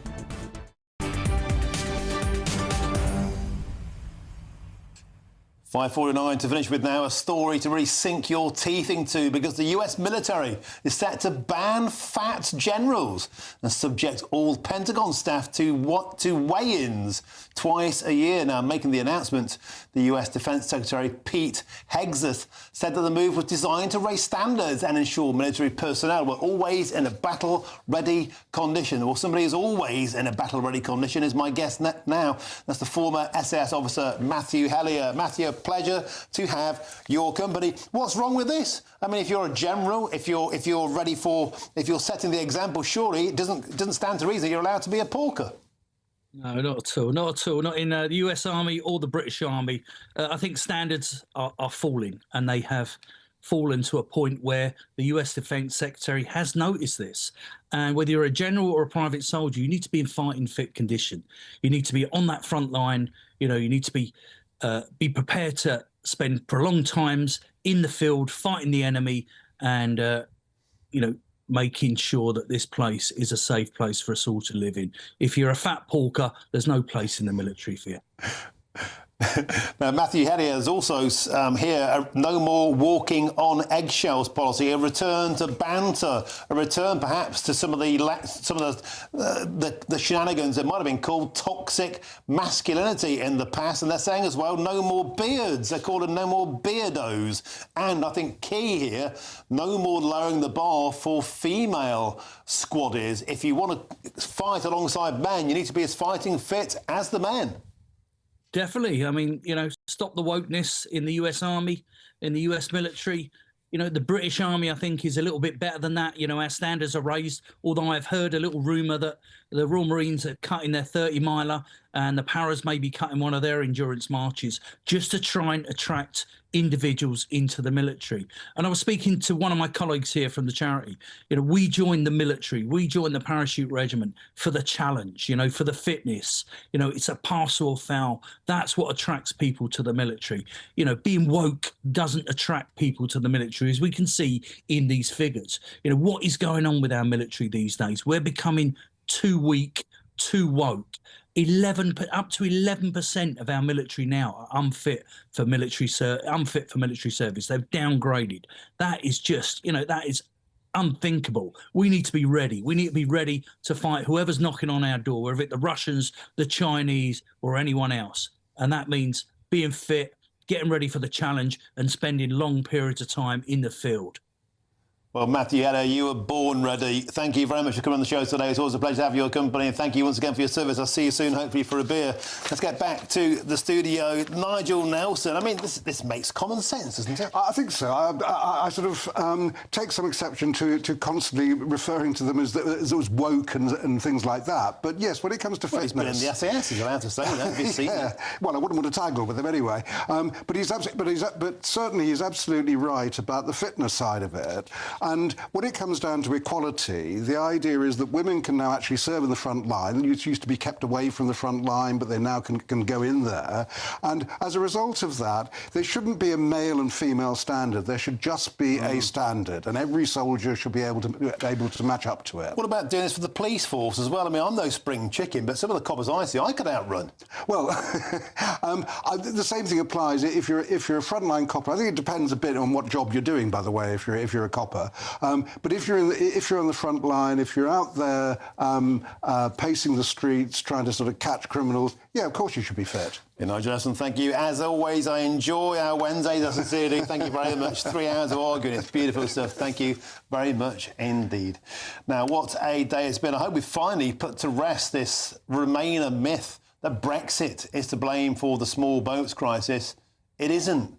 Nothing to do with Brexit, and it's certainly ridiculous to call them the Farage boats. Take ownership of the situation, Prime Minister, just as Rishi Sunak failed to do before. Surely, if you don't, this issue could sink you next. Now, don't get that sinking feeling, because up next is the uplifting, the magnificent Michelle Dewberry, the queen of primetime debate. Jeeves, what's on your menu? Oh, that's a nice intro. Thank you very much, Martin. Great show, as always. I won't really ever understand this whole notion of debating that last topic that you had about whether or not people should be fat if they want to be in the police force, etc. Of course they shouldn't. Stop being so PC, everyone. Get with the programme, that's what I say. Coming up on my programme tonight, so much we need to discuss. Some of the things Ed Miliband has said. Elon Musk is apparently to blame for so much. I'll be talking to a pink lady. I also want to be looking at the £120-odd million that Michelle Mern's company has to repay. Grab a cuppa. I'll see you in a minute. Layla Cunningham and Paul Richards too.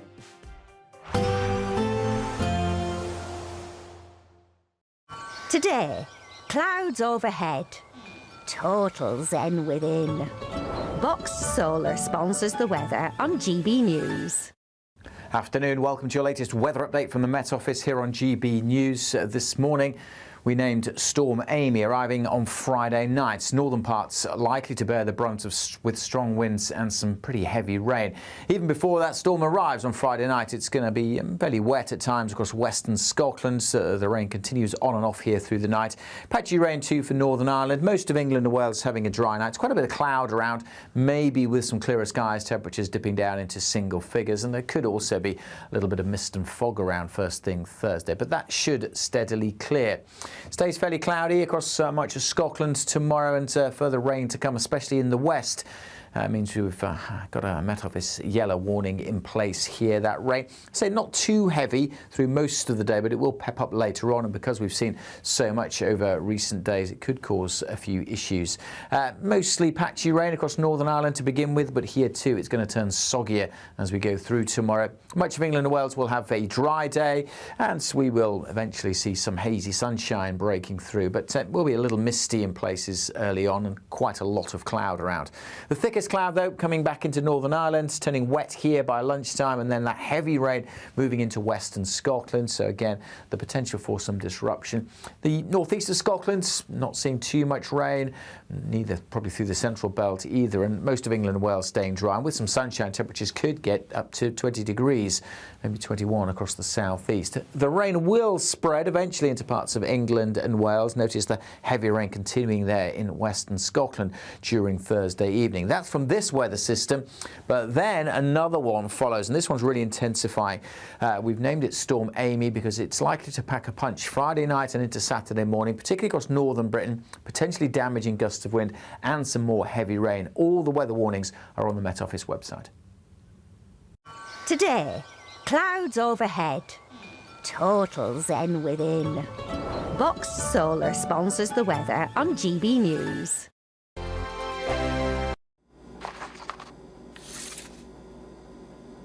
Crash Law 24 sponsors GB News Traffic and Travel Report. Good evening. This is the latest AI travel news from gbnews.com. The A38 northbound between the A6 and A61 in Derby is congested. In Hertfordshire, a broken down vehicle on the M25 clockwise between junctions 24 and 25 has closed one lane. Devon's M5 southbound entry slip at junction 28 is closed due to a vehicle fire. On the A40, diversions are in place between Landovery and Sennybridge after an incident. Another collision on the M275 northbound limits 2 lanes. And on the trains, there are disruptions on the Great Northern Line between Ely and Kings Lynn, and the Great Western Railway between Cardiff Central and Bridgend. For more travel